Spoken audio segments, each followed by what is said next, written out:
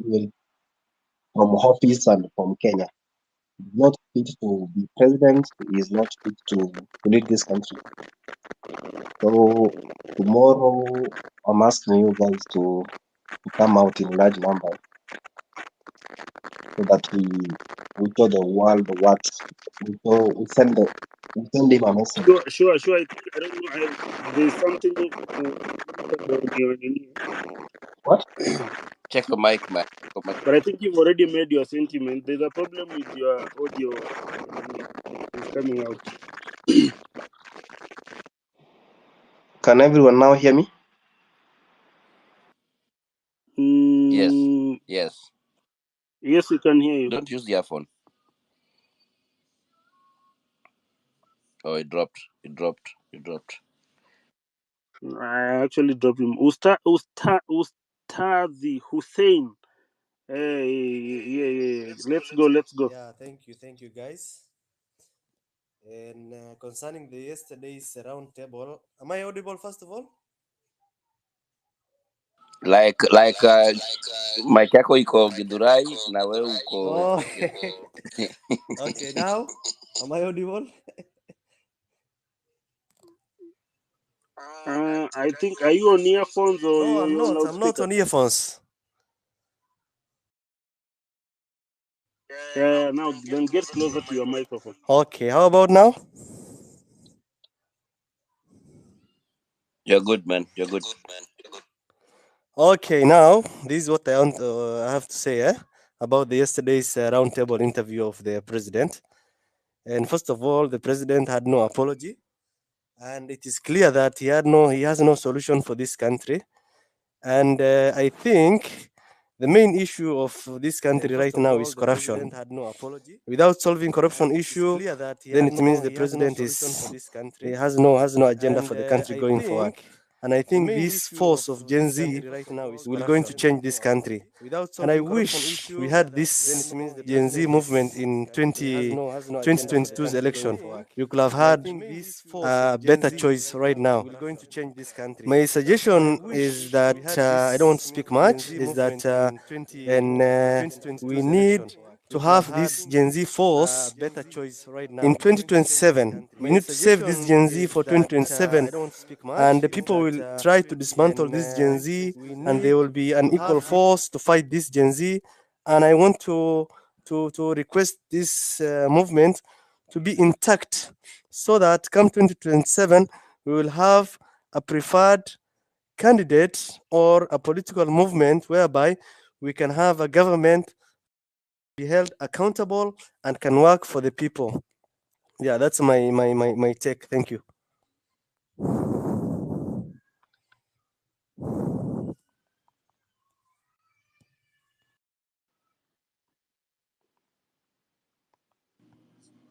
Kingsman no longer.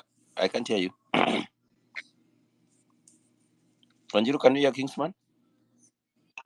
No, I'm not talking. Let's give the mic to the next speaker. Okay, thank you so much. Yes. Joshua, go ahead.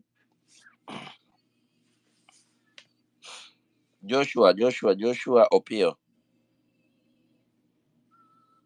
All right, you're still struggling. Elijah Shingi, can you hear me?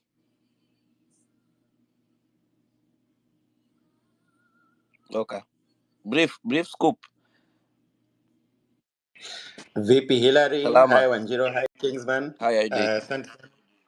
I'm good. Niko salama. Energized. And I don't know who was saying, I think it might have been Wanjiro who was saying that Ruto was misguided to speak, but no, or whoever it was, it might or not have been Wanjiro. Whoever it was that said he was misguided, absolutely not. I'm very glad that he did, because we need to see the real man.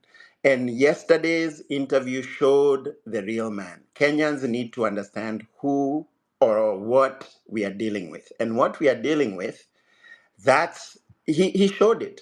When under pressure, he shows who he is. So all of that other good PR, because akona PR at Masazake, all of that other good PR that he's managed in the past, it's all gone out the window, because the man who called Kenyans criminals on at the first address on Tuesday was the same man sitting there that showed zero remorse for loss of life, zero remorse, even when asked about a child. His question was so completely, yani mtu ako completely out of touch with what a Kenyan, the average, first of all, you don't even need to be in touch with what an average Kenyan is going through, but you have to be in touch with humanity. You have to be in touch with the pain of the loss of a child, because no matter what class you're in, no matter what your level of socioeconomic, the pain of a child, and he did not even display that, which frankly, and maybe you'll call me naive for this, honestly, it was shocking to me. It was it that the just the plainness. Brief, just an interruption. Yes. Unajua lakini kuharibu parliament, do you know what brick and mortar is? Mnajua mliharibu ofisi ya chief justice, mnajua mliharibu kwa county Sakaja Dimples yaani Sakaja sasa ataingia TikTok wapi na mmeharibu ofisi yake? What is life? What is a human life? I was voted as the president of Kenya by brick and mortar. Who the fuck are you? Endelea. Apparently he was voted in to protect Kenyan property, and even that he's not protecting, eh? So kama tumeharibu ofisi ya Sakaja, I think we should even it out to haribu the other side so that it looks even, and the side of parliament that was burnt, we should fix Chome hiyo pia, because at this rate people need to understand that we are here about Kenyan lives. This is what this is about, and if you cannot show that as You can repair a human being who has been shot 12 times. That is why you were saying, apparently I think the kid is alive. apparently But you cannot repair parliament. apparently unaweza rudisha mtoto, because and I want to know which sorcerer he goes to, because I haven't seen that. So no, he did a very good job. He did great to come and show us who he is. So now we know who he's dealing with. So we have to do absolutely everything to keep the pressure up. I'm so proud of my fellow Kenyans, and I'm going to yield there because I want to hear from other people. To get into the next phase of the discussion. Thank you guys for holding this. And again, condolences to all the lost soldiers. It's not in vain. It shouldn't have happened, but it has happened, and we'll keep fighting. Asante.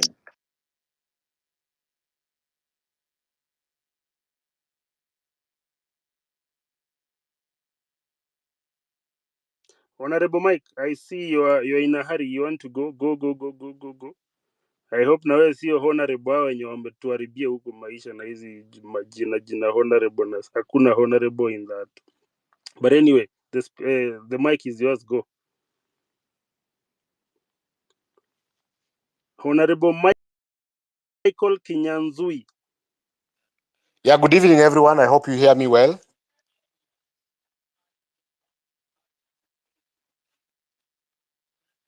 Yes, we can hear you. Please proceed. Oh, thank you so much.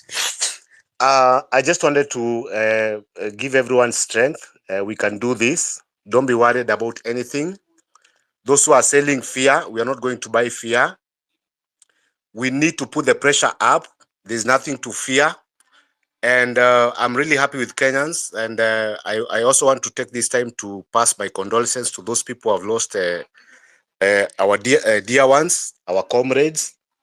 And the other thing is, whenever we need each other, whenever there's a call to meet, let's come out in numbers. Let's pledge loyalty to our country, and everything will be well. Thank you so much.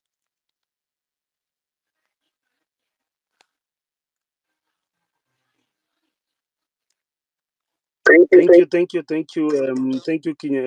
Honorable Michael Kinyanzui. Please, I'm not seeing anyone who has raised up his hand. Please, if you want to speak.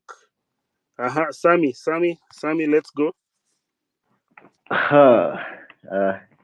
Good evening. Good evening, Sam. We are here trying to deconstruct Ruto's interview yesterday. What is your opinion? What is your take on on what transpired? I think one of the greatest interview of all time. So we want to hear your sentiment about that. Okay, for me, our leader is a narcissist. And narcissists, they don't have empathy. You can never get closure with a narcissist. Never. Ati mnakaa chini na yeye hivi ati mnaongea and you come into a conclusion to move on like this. You will never get that. Hata hii whatever hiyo committee ati imeformiwa watu waende State House and they talk, they will never get closure. They will never get to an agreement.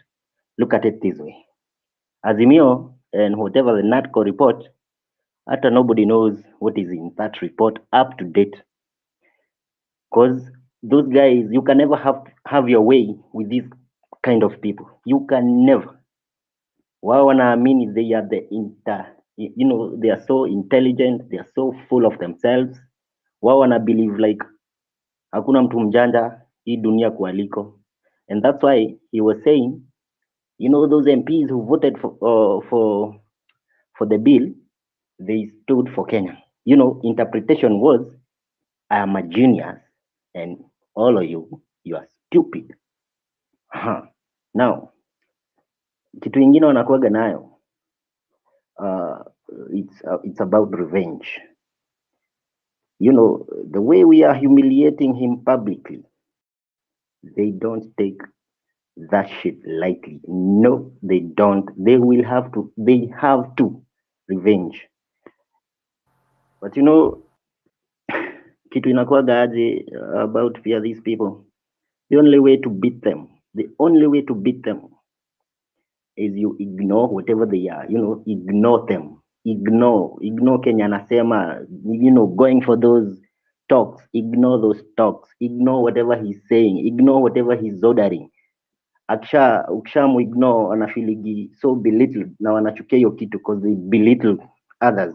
Wanachukia kugeuziwa. They hate it. Is there no one speaking? Am I audible? There's a speaker. There's someone who is on speaker. Maybe there's a problem with your reception. But Sammy is speaking. Yeah, all right. Now another thing, ku a bit at your own game. You stand up for your rights. You stand for what is right for you. Hawatakagi mtu mwenye anajisimamia na rights zake. They hate you for that. But in the end, waga umewabit at their own game. Another thing, you expose them. They don't being like exposed. Our former president was giving us hints of what a kind of person his deputy was, but hatukuwa listen carefully venye alikuwa anatuambia. At one point, I remember, he said, I don't have a problem with my deputy William, but I hate somebody who lies, because they lie. They have selective memory stuff. Yani wanataka kukumbuka zile vitu mzuri. Kama jana uliona akiambia Linus aje, you don't have to air those, all the bad things that I have done. You can just air even the good things that I have done. They have selective memory. Hawatakagi kukumbushwa zile vitu mbaya zenye wamefanya. Wanataka kukumbushwa zile vitu mzuri zenye wamefanya.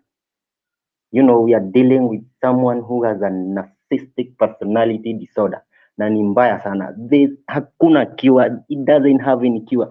The only thing you can do is to manage it. And if, for you to manage it, you have to accept that you have it. But I think ni percentage dogo sana yenye hukubali watu wenye wako na hiyo kitu. Ni wadogo sana hukubali. Madaktari mko wapi? I would like president. We need our president. Doctors in the room. Yes, I would Right. actually a doctor or a therapist or a psychologist aseme kama Kenya ninasema atuchangie on a professional point of view kama Kenya ninasema ni ukweli ama how the true side of whoever people who suffers from NPD. Inasemekanaga there. All right. All right. Thank you so much, Sami. I want to say that Dr. is already with us. Dr. Miguna Miguna is already with us, and we are starting our conversation in the next maybe 4 or 5 minutes. You want to give those 5 minutes to share your views, tell your questions, and you're gonna speak to us, gonna give us way forward, and also his view of yesterday's meeting and tomorrow's demonstrations. At the same time, share the link with as much as you can. We are now on 4,000. Invite more people so that he cannot repeat himself. Today, we want to just when he speak about something, we don't want to repeat the questions again. That will be okay. So share the link as much as you can. Invite more people. He's already here. He's listening. Actually, he's listening. So let him listen for 5 minutes. Then I'll bring him up. Then we start the conversation. Go ahead, Kingsman. Wait, Hillary. Yes, Hillary. yes, Wanjiru, go ahead. Hi, Hillary. Hillary, before we proceed, please could you admit Brief Scoop, make a co-host, and Kumbukeni. Brief Okay. them because they share very similar thoughts with the general, and I think they'll be able to carry through this conversation from that kind of philosophy. And guys, please follow each other. Ruto must go. Let us get that handle to tread. I'm writing quite a lot. I'm just writing a few of my thoughts as you're speaking. So please go to the message section and retweet as much as you can. Let's get this conversation going. We want 10 million people on the streets tomorrow. Thank you. All right. Thank you so much, Wanjiru, for that update. Kingsman, who was coming next? I think the next speaker that we have, where is he? I think Con from South Africa. Konzani Ngobizata Mlambo. Hey, boss. Are you in the right space?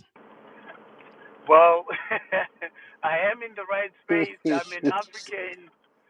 Yes, those Okay, are. it's a joke. It's a joke. It's a joke. You can go, man. You can go. Yeah, we are bigger. When Kenyans speak, the whole world listens. Yes, yes. Yes, I've got yes, yes. So please. I've got South African names because I speak their language, but I'm from Zimbabwe, originally from Zimbabwe.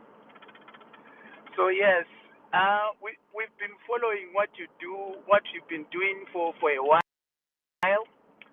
I think there is another lady, young lady. I think her name is. I don't know whether it's a name because I can see that this name is. A lot of people have it. She's called Wanjiri. I saw her on Al Jazeera as well, having this interview. She's an activist as well.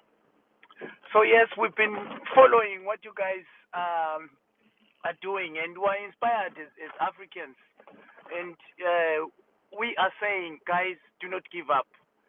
Continue, putting pressure on these people because, the problems that we face in Africa, they are similar. Because these people that are ruling us at the moment, they don't have ethical leadership whatsoever. They don't have interest of our continent or whatsoever. They're just, selfish, self-centered. Um, and as you are talking about what he said in his press or whatever talk, it's good that he exposed and disgraced himself in front of, the Kenyans. So you guys, I come together, you know, whatever has happened, yes, it happens. It's not a good thing to lose life, but there are always gonna be casualties. You know, uh, it has happened in our country before, and we had that fear, but fear does not, bring, what is right or your rightful or your birthright to you. So we have to soldier on. So in your millions, and I believe that you're going to oppress that system, and that is the beginning of of of of, of good things, especially in Africa. Because what you are doing, we're watching it, and it's giving us hope. And my prayer is that as young, as a young generation, as Africans, we must network, come together, form structures that are going to speak for us, because for a long time there hasn't been structures that are, truly representing us. I go back to the situation that happened in Nigeria, the NSAS thing. They shook that country, but what what what was lacking was the structures, because they failed to follow that up.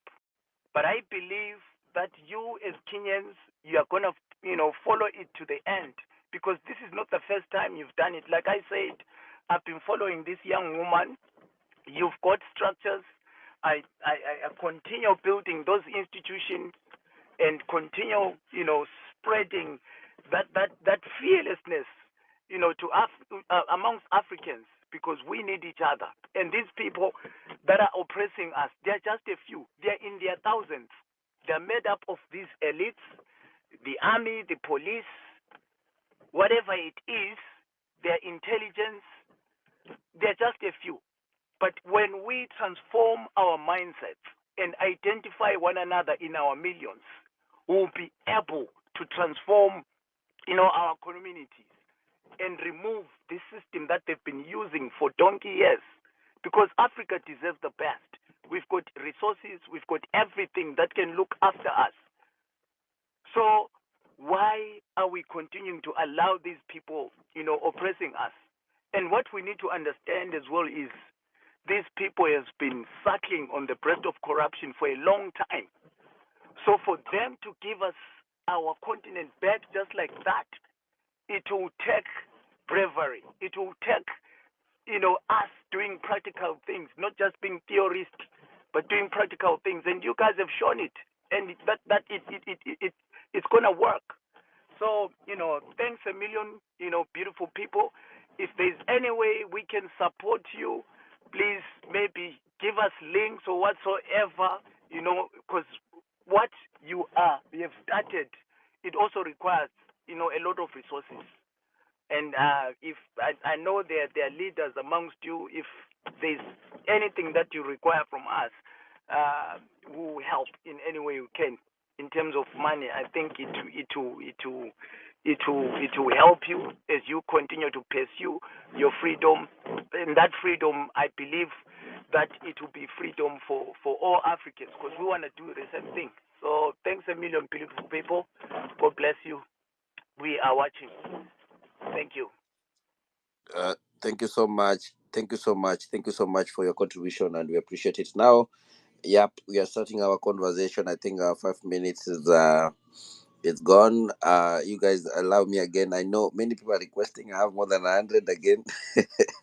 It's crazy, but we are going to try our best to make sure things are running well. As we are starting our conversation, because I see General is here with us now. Again, we want to take one moment for silence again for our fallen heroes, at least before we start our conversation officially. So, can we take that 1 minute, a moment for silence?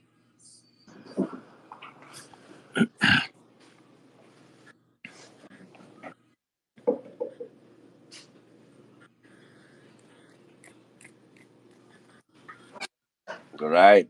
Thank you so much. Thank you so much. Karibu sana Daktari. We are happy to have you today. And thank you so much for finding again another time to join us in this conversation. We really appreciate your time, and everybody here is ready to listen of what you want to say today. And as we start our conversation again today, I want to pose a question. I want to pose a question to you as you start uh, giving your views on the same. That I believe when I know yesterday when we announced this space. Um, the president called conference to distract all this the conversation that we have with Kenyans. Uh, what is your view? What is your 1 cent view of his interview? And then we go to the topic of today, that tomorrow's demonstration. Thank you so much, Dr. Karibu sana. Oh, good evening, everyone, and good Good evening. afternoon for people who are in other time zones. Like yesterday, we have to express our condolences and empathy with those who have been abducted, those who have been tortured, some have been maimed, and of course, the heroes whom they have killed. We have to always remember them by name, and I believe that next time we'll have their names um, uh, basically read out so that we actually always honor them. I know that Rex is one of the people that have been honored, but there are a lot of people that have lost their lives. And I think it is important, whether they were participating in the protest or not, that we honor them.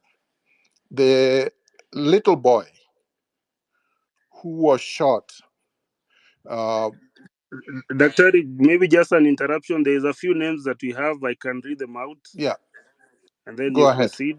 so So number one on the list is the doctor who was actually giving out medical services during demonstration, Dr. Margaret Oyuga.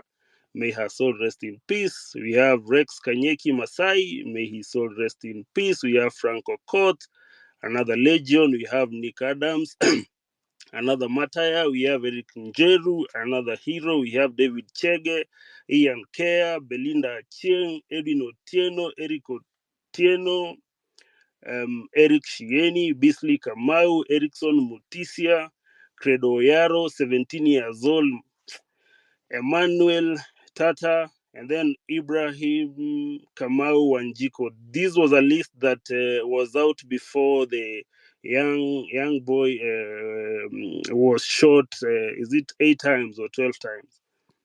The one that the president thinks she's still alive.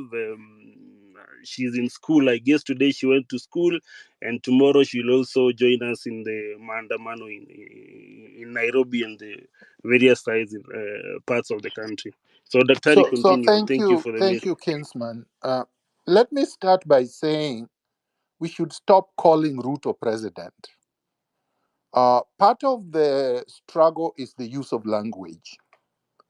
If we don't revolutionize our language, demystify and delegitimize oppressors, we are giving them power over us. It has to start with how we think and how we use language. Ruto lost legitimacy by the manner in which he has handled the protests. Not only did he hire goons, people who were not even police officers, and gave them guns to target protesters who are unarmed and peaceful and cause havoc in the country in all areas of Kenya. He then has gone on national TV many times and referred to them as criminals, the victims as criminals. So, yesterday, what you saw, legitimacy. He then declared to all Kenyans that he doesn't get it. He's not just alienated from Kenyans, he's not just completely cold blooded and heartless. He wants to tell Kenyans that he's proud of his killers, the snipers that they stationed in parliament and all other areas, the people who are shooting aimlessly into the crowds. He's basically daring the country, Utadu. What are you going to do? And that is why tomorrow and any other day subsequent, the country must show Ruto that we own Kenya, that he doesn't own us, that having voted for him, and by the way, he did not even win the majority of Kenyans. He won the majority of the votes, 50 plus 1, according to the IBC. That does not give you ownership over a people. The fact that you supported me does not give me power over you forever. It doesn't mean that if I turn around and abuse you, if I turn around and steal from you, if I turn around and brutalize you or brutalize your family, if I devalue your values, then you still support me. No, there is no such thing. In a democracy, we must earn support every single day. And Ruto no longer has our support. He went on national TV in order to turn away viewers from our space, our X space, and basically refused to answer every single question that was given to him. And then turn around and denied things that are so obvious that you would wonder, is this man normal? It is no longer just a question of Ruto is cold-blooded. Ruto seems to be convinced that he's God Almighty, that there is nothing we can do to him. And so we have to get our country back. I believe, and I've said this many times, that we have to be focused. These are the things people are saying, these are the things people are doing, demanding, oh, where are you? Be in the forefront, blah, blah, blah. These are NIS and Ruto's tricks. Because it doesn't really matter where we are. Our brother who spoke from Zimbabwe is in Zimbabwe, but he's giving us inspiration. He's standing with us in solidarity. Our struggle is being watched everywhere. Our struggle is giving inspiration to everybody. And we can't fail ourselves. Because what happens when we fail? Then we give Ruto basically authority and power to pick each one of you and then assassinate, disappear, torture, maim, or force into exile. So this is a collective struggle. I just want to urge everyone that we have to be united in the struggle. Because of course, if we are divided, he's going to win over us. And as I said yesterday, and I continue to say, this is an intergenerational struggle, even if led by Gen Zs and the millennials. The issues we are dealing with, the issues of impunity, the issues of corruption, the issues of abuse of power, the issues of strangulation of all institutions of governance, these are not issues that affect one generation. So the moment we allow the message that everybody else should keep quiet, that only Gen Z should speak, that the only people that are feeling the pinch is a generation called Gen Zs, we are losing it. Because even Generation Alpha, the boy who was killed in Rongai, is not a Gen Z. The other boy that was shot 8 times, it's not a Gen Z. And some of them were not even in the demonstration. You will be victimized whether you are there or not. A tyrannical state does not distinguish between generations. And we learned this when we were growing up. Some of us have been in this struggle since we were teenagers too, like myself. So and we never stopped struggling, regardless of the contradictions in the struggle. So that's all I want to say for now. Thank you. Thank you so much, Daktari, for that. And I see many people are joining the conversation. Thank you so much. And make 1 million strong tomorrow, and for securing our future or secure the country. That's the way to go. Kumbukeni. 10, 10 million, 10 million, my brother. 10 million, 10 10 million. million. Thank you so much. Thank you so much, Daktari. Kumbukeni, go ahead. Thank you. Thank you, Dr. Miguna, honoring all who have lost their lives. I just want to emphasize on that point that you made, and it's a great point. I have been insisting, speaking on this need to ensure we don't go along with colonial language. Colonial language is very good at keeping us in boxes so that it can best control us. So they decide they're going to call us Gen Z so that they can best control us and control the narrative. We must refuse that. I agree with you. And this is a problem of Kenyans. I know my mother is suffering. When I was in Kenya, I was suffering to put food on the table. My brothers are suffering, my sisters are suffering, the children are suffering. So this is not just a Gen Z issue. The Gen Z, and even when you look at the protests, it wasn't just Gen Z on the streets. So this is something, being someone who's been in the West and seen and worked actually in their governments and seen how they operate, this is something they're very good on and very big on. They make sure they control the narrative, and we must make sure that we don't allow them to do so. Sante. Thank you. And maybe Hillary kidogo, and maybe just to echo on the words of Daktari. Daktari, first of all, thank you so much for your contribution. The beauty with you is that you are eloquent enough, even if you putting us into dangerous spaces, we think like we are going into safe places. So your eloquence is something that we are admiring, and it is giving us energy. Saizi, we need all the energy that we can get, because the person that we are dealing with, remember, he's most important. And I want to emphasize on this. Remember, the people that voted for this president were brick and mortar. Parliament mmechoma, mmechoma kwa ofisi ya Sakaja, dimple zake zitakaa wapi? CJ ana ofisi. Kumbukeni, this man was voted in by brick and mortar. So tomorrow he will be dealing with robots. So we need all the energy that we can get.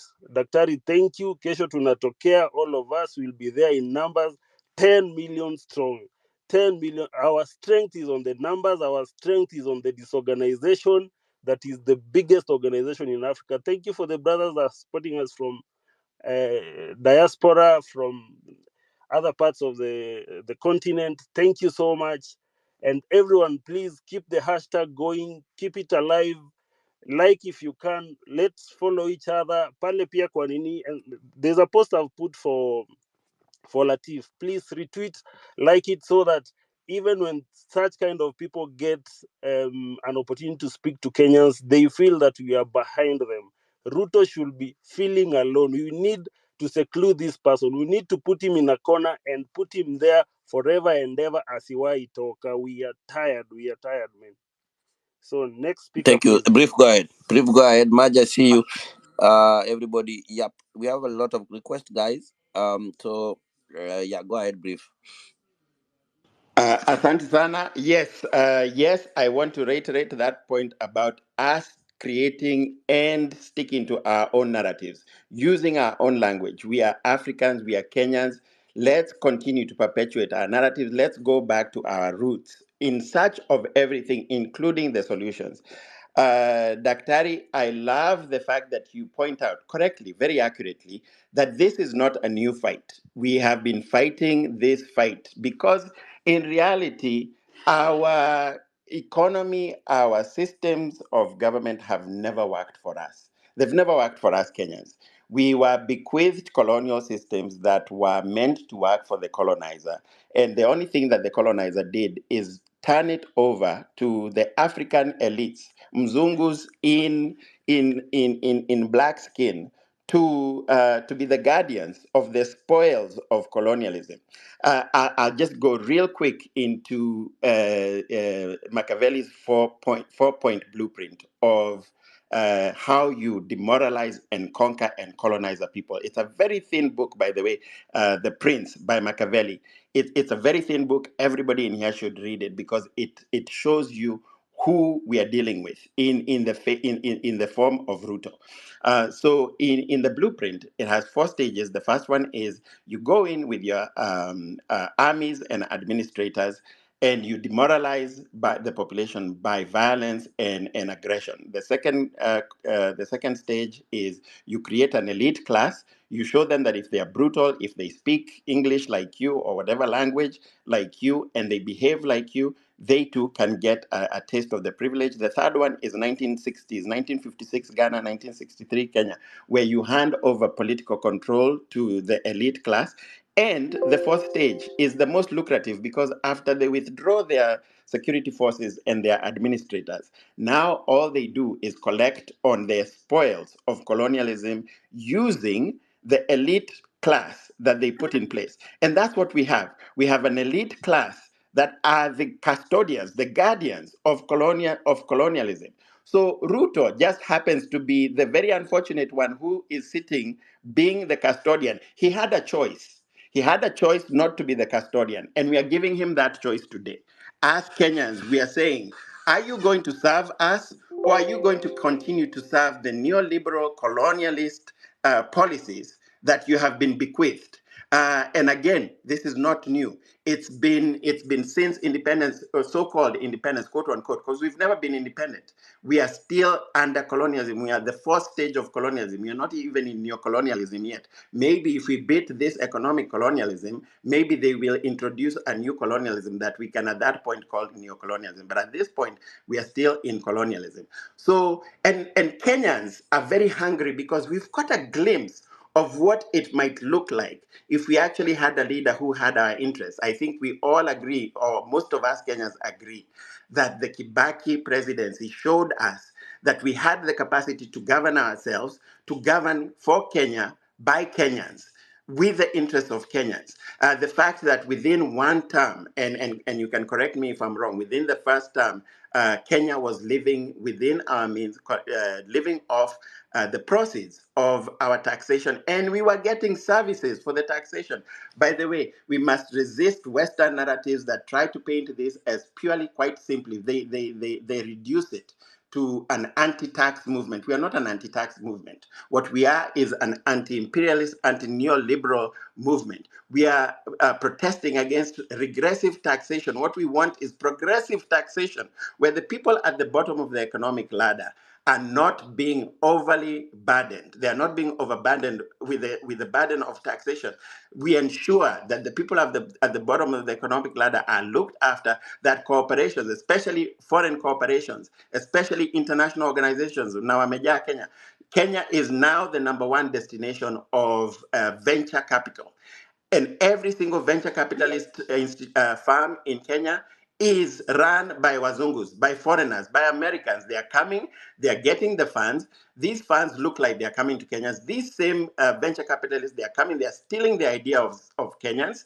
Then they are turning around and killing, bankrupting those companies, cashing out, going to buy properties in Kileleshwa, in Mombasa, in Diani, in Zanzibar. So raising the prices of our homes at the same of our properties at the same time as they are stealing from us, they are stealing our ideas. And by the way, they are stealing our ideas and then killing them, because the only way you can actually cash out is if you bankrupt the company after you've already stolen and patented the ideas. So we have to connect the dots. So William Ruto had a choice to be a leader for Kenya for Kenyans. He has chosen to be a leader who is here to implement IMF policies that overburden again the poor, that protect in particular Western, European, and American corporations, but foreign corporations in general, foreigners, at the expense of Kenyans. So he needs to make a choice. He needs to be. We need, and Kenyans are giving all of our leadership this choice.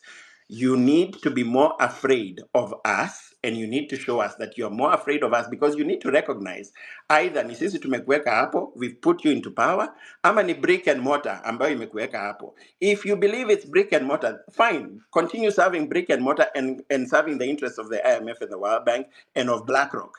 This is why the guy who came in preaching bottom up, the very first executive order, he couldn't even wait for legislation. The very first executive order he signed was to privatize our most highly performing parastatals. Why? To hand them over to BlackRock. BlackRock is now very proudly coming to Kenya to invest, or so-called quote unquote invest, to steal. Let's be very accurate. So, so when our parastatals are privatized, kila kitu imeenda. Starting with, by the way, when we are making sure that Ruto is gone, can we also make sure, even before Ruto, that Devin Day is gone? And by the way, there's a process of removing the president. And I don't know exactly what it is. I will admit that. Daktari, you are the lawyer here. But there is one thing, there is a path that is very clear. We need to first start removing the MPs, his supporters, the ones around him, because we can recall our members of parliament. And I can't believe how easy it is. I'm sure you've all seen that video, There's a website where you go, you start the petition for the. You only need something apparently very small, like 50,000, I believe, signatures to recall your member of parliament. So we need to start by those, because once we have recalled enough MPs, this guy is weak. He can be impeached. Right now, he cannot be impeached because he has the majority in parliament, even though right now, wanaogopa kutembelewa. So let's start with that process, because that is within reach. Let me yield there and hear from other people. Asanteni sana. Good to see you, Maj. Good to see everybody else. Kumbukeni. Lovely to see you there. And Dr. Miguna, so glad to hear you and so honored to be sharing this space with you. Thank you, Wanjiro, for inviting me. And I'm just so gratified that we are having this conversation. I think Daktari wants to answer you. Daktari, I see your mic is open. Please, if you don't mind. Yes, thank you very much. We were on this space for 3 hours yesterday, and I actually posted a summary of the main points that we discussed. And I believe the general consensus, if I'm wrong, somebody can correct me, is that we are way past what our friend, brother was saying. We are way past that. We are way past recalling the MPs. We are way past signing petitions. We are way past impeachment motions. We are on the streets. And a lot of our people have already been murdered by Ruto. So it's not a question of process. The process that we have now is a popular revolutionary process on the streets everywhere in the Republic of Kenya. We are in all villages, we are in all towns, we are in all cities, and people are calling for Ruto to go. This is a constitutional process. As I explained yesterday, under Clause 1 of the Constitution of Kenya 2010, the sovereignty of the people, the power to constitute ourselves into a state, into a government, vests or belongs to the people. That's Clause 1 of the Constitution. That's where it is. You can choose to govern yourselves through your elected representatives, or you can do so yourselves directly when your elected representatives or quote unquote governors have failed, which is what happened more than 2 weeks ago. Ruto failed. Ruto registered to the people that he failed by forcing Finance Bill 2024 on us, even though Kenyans had told him in petition after petition, protest after protest, and engagement after engagement that he needed to withdraw it entirely so that he could bring a legislation or bill that was acceptable to the people. He refused. He said, I'm going to do it whether you like it or not. And then he forced his MPs, who are basically robots, to pass it in parliament. And then he was going to sign it had the people not taken over parliament and all spaces in Kenya. In other words, if we don't do what we did last week, we have lost it. We cannot change course and go back and start the process all over again. He occupies. So, where is the space that you can engage William Ruto and be able to tell him that we are your bosses? You must do what we say. It's only in the public square, it's only on the streets, it's only in the cities, it's only in the towns, it's only in the villages. And that's where we must occupy tomorrow with 10 million, or from a million going up, so that he understands that these people don't want me. I throw in the towel and we constitute what I've already outlined yesterday, or whatever it is that people believe unanimously, is the good process so that we can have fresh elections. That is entirely constitutional. And it has happened like that throughout history in many, many countries, which I don't have to list today. So let's not go back. Let's not give William Ruto respite, a breathing space. Let's move forward. Thank you, Dr.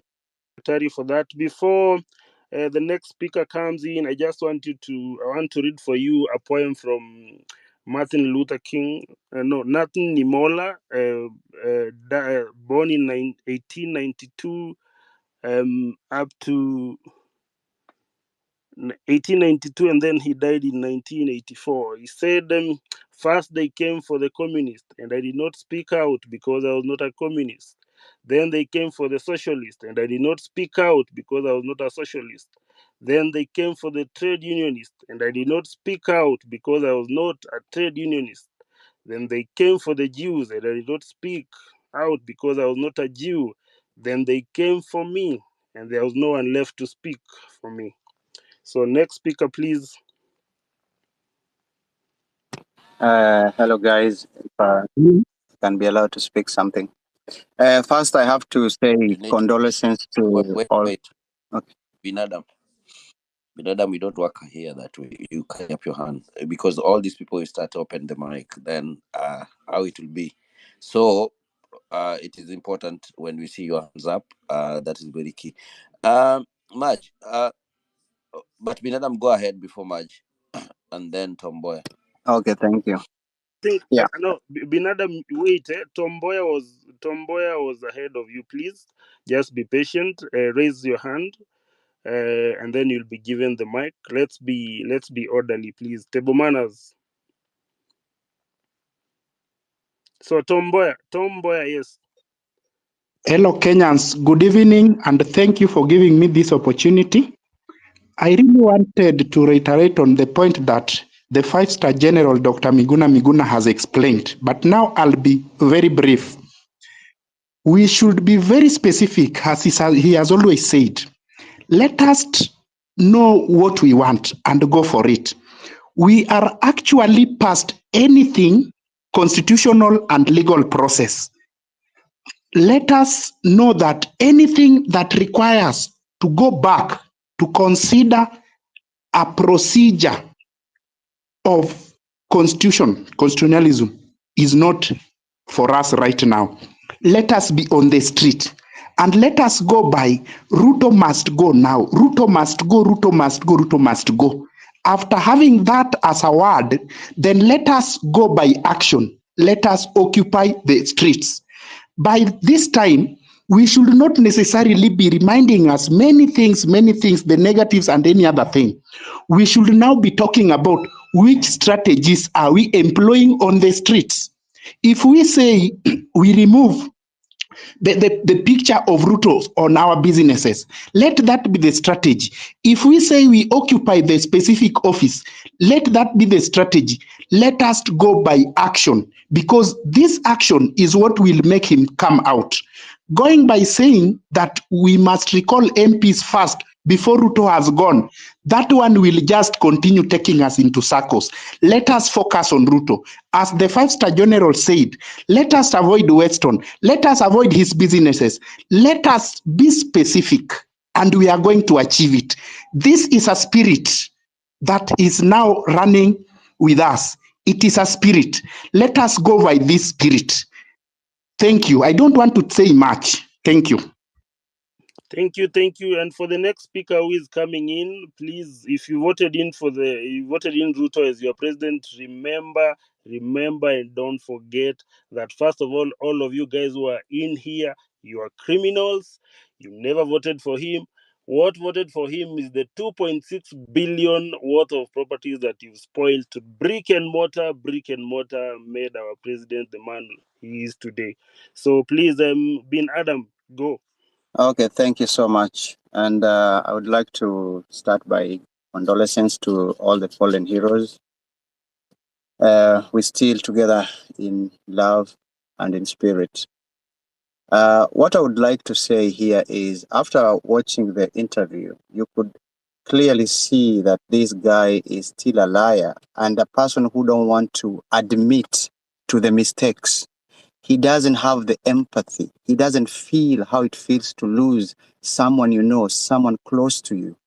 So when I watched him and he pretends to be following up online, and the only defense he could say, the BBC reported there was no massacre. So it tells you that this guy comes online, but he looks for those loopholes like yesterday. So what I would like to say is the cause is already on and we can't back. Because for us to start regrouping again, if we stop this, it will be very difficult. But one issue I have personally is this. Like we say, Maandamano, it's every Tuesday and every Thursday. And I think we are giving them a good time to regroup and replan and re-strategize. So that's just my opinion, so that others can try to look at my perspective. Because imagine, since there was Mandamano last Thursday until tomorrow, these people have now good energy. The police have good energy to come to streets tomorrow. But if we make it consistent, like almost every day, we will exhaust them, because we know very clearly that the ratio of a policeman to the citizens, it's 1 to maybe 300. So if we make it every day, we will be able to exhaust these policemen. They can't manage us. And then if we come, like we're saying, make it 10 million strong, we will exhaust all these departments of police and the military. So that's just my opinion. I wish that most people would come out, and I wish we can increase the days, not to give them time to re-strategize and plan. And I would like to ask Daktari, now, since we know clearly right now that he's playing games with us when he say he doesn't sign, but I have understood from what I've heard, I'm not pretty sure, that if the bill stays along within 14 to 21 days, automatically it becomes a law. So which means we are fighting, but the thing is still cooking. So what's the best way we can do to make sure that we don't lose this, Daktari? Thank you.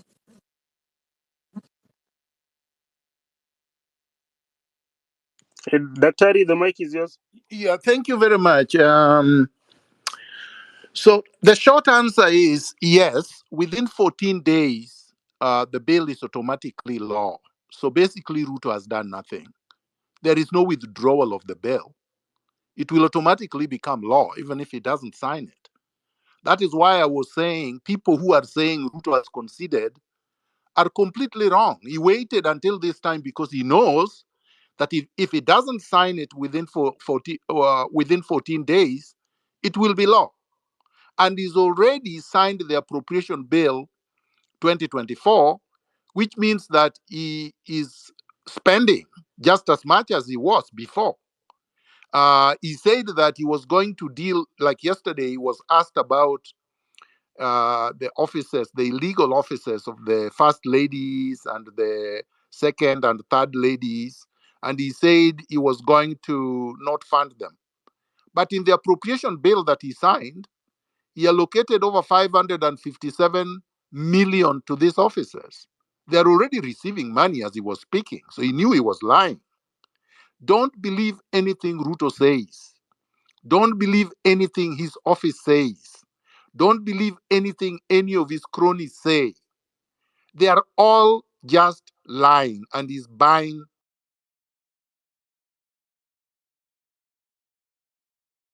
They can't execute, make sure they can't do anything. So that even if they took the money, they cannot spend it.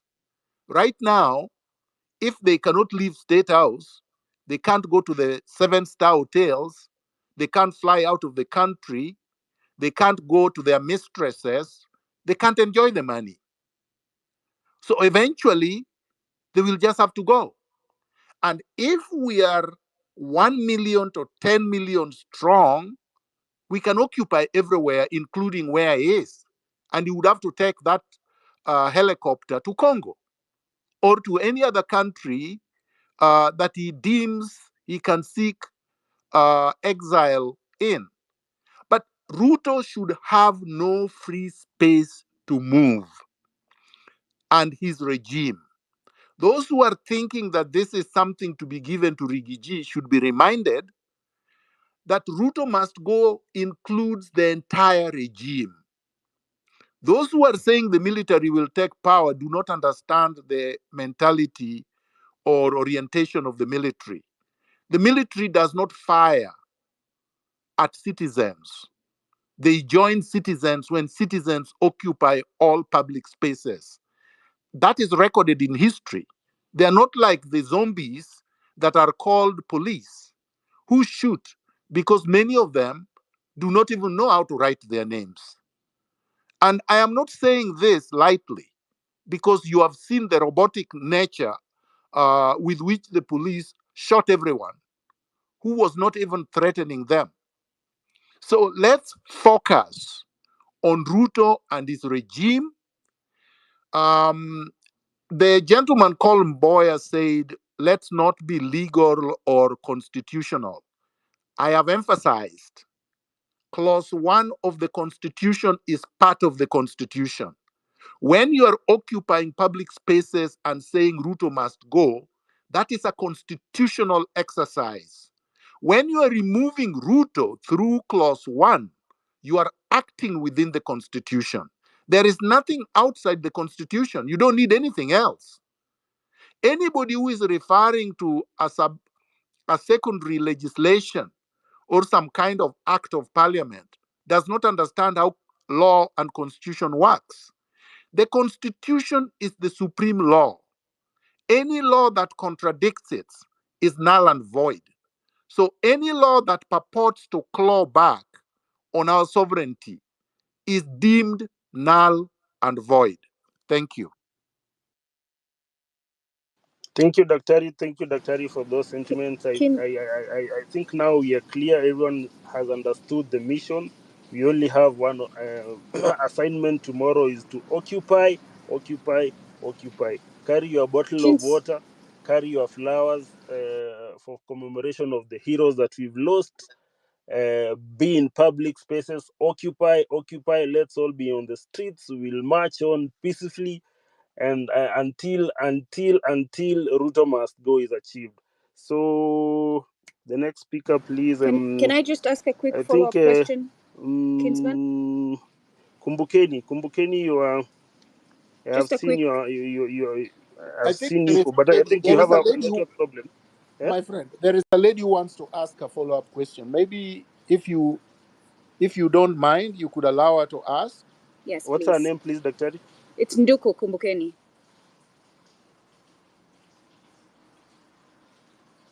Can The I go ladies ahead? that are here, I'm seeing Achieng, I'm seeing It's me. ladies, if you're in the room, kindly raise your hand. She's saying her It's name is Kumbukeni. Nduku. Her It's name is Kumbukeni. Nduku. Mm. Kumbukeni is the handle. Kumbukeni, please. Asante. All right. So But she seems to have a network problem because her nini has just been rotating. can you hear me? Kumbukeni, can you hear us? I can hear Kingsman, her we very hear her. well. I can hear her. Okay, proceed. All right. Okay. Thank you. So, Dr. Miguna, because Ruto was very keen to keep repeating the rule of law, and this is something that these criminals who call themselves leaders do all the time so that they can justify deploying the military on the people. So, and you have said several times that the military will not shoot on the people if the people. I look at the Constitution, which is the rule of law that Ruto will use to defend his actions, and in one part, it gives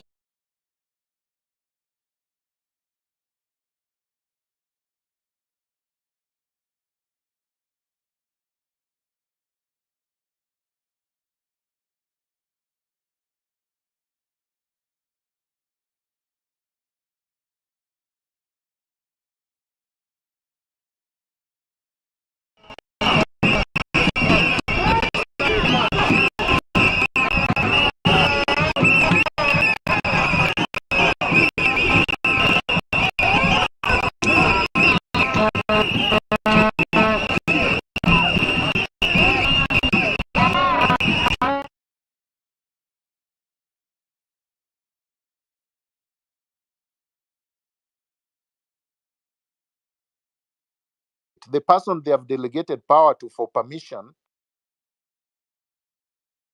saying if you have an employee and you have given the employee the terms and conditions of employment, there is a letter of employment.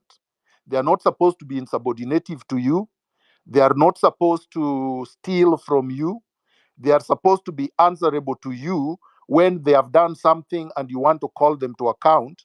If they disobey your orders, you can fire them. And you don't need permission from them to fire them. So, what I'm saying, the Constitution is our employment letter. We gave the president or Ruto a job to do. And for 2 years, he has done no job for us. He has been mangering all over the world, going to Washington. In fact, Ruto has been traveling every single week. He has spent billions of our money. He's our employee. We are the employer. He has spent billions without permission from us. He purported to have hired a jet to Washington without our authority. There is no constitutional power he had to unilaterally take our money and hire a jet. We have Kenya Airways. That is the mode of transportation for anybody who is working for us, because Kenya Airways partly belong to us. So what I'm saying is that Ruto has abrogated every constitutional provision and every term of employment, and he stands dismissed.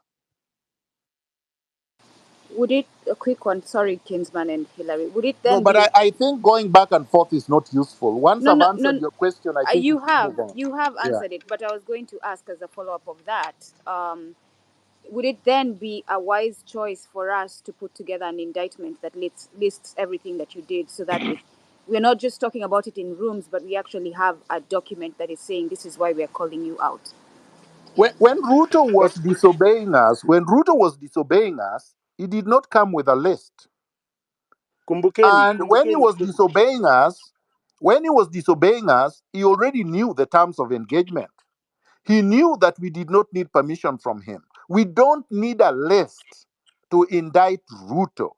Ruto stands indicted by his very acts. Yesterday, he sealed his fate by not even feeling sorry for families he has bereaved, for people he has caused pain to, for citizens that he has harmed and killed.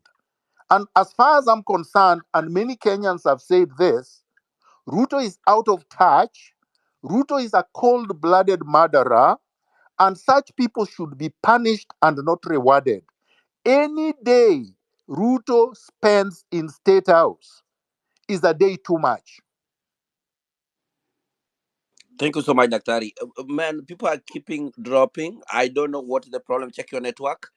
It is now 8:30 here, but check your network and everything. Kingsman, can you hear me? Because I realize that you can't hear other people. Yes, I can hear you clearly. I think there was a network problem, but I'm back. Yeah, all My the calls are dropping. I don't know why, but guys, let us check your network well. We're trying to keep it so that it can work. Reasons you I carry think up your hand. the NIS and the Communication Authority and Safaricom and the rest, they are doing their thing. But let's focus on what we are doing. Yeah, let us focus on what you're doing, guys. Yeah. You drop, you come back. I don't know what's happening, but it's okay. Reasons your hand is up sometimes. Then I change on that order. let us Let me keep. go after Chiang, please, Hillary. Okay, Achieng, go ahead. Hillary, just kidogo tu, maybe to compliment on whatever Daktari has said, to Kumbukeni. I think the beauty about whatever we are going through at the moment is a feeling that is being experienced by each and every Kenyan. It is a feeling that supersedes, and then it goes beyond tribal connotations.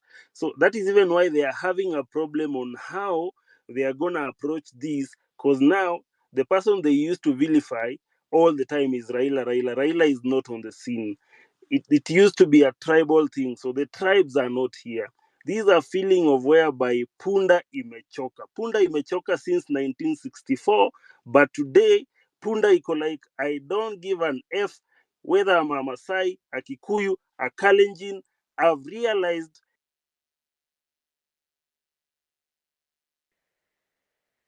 the country against bad governance. He has been able to unite us against tribal affiliations. So, and he has also been able to unite us against him and his KK regime and his Akina this guy, Akina Sudi, splashing out money, opulence, and all that. So, already, as Daktari has said, the scorecard is out there. This guy, from the day he got into office, he never even looked at his JD. The interview that he did with the Kenyan people, he has never, ever from day one even ticked JD number one. His KPIs are huko chini. If you were to rate him between 0 and 10, ako huko -3.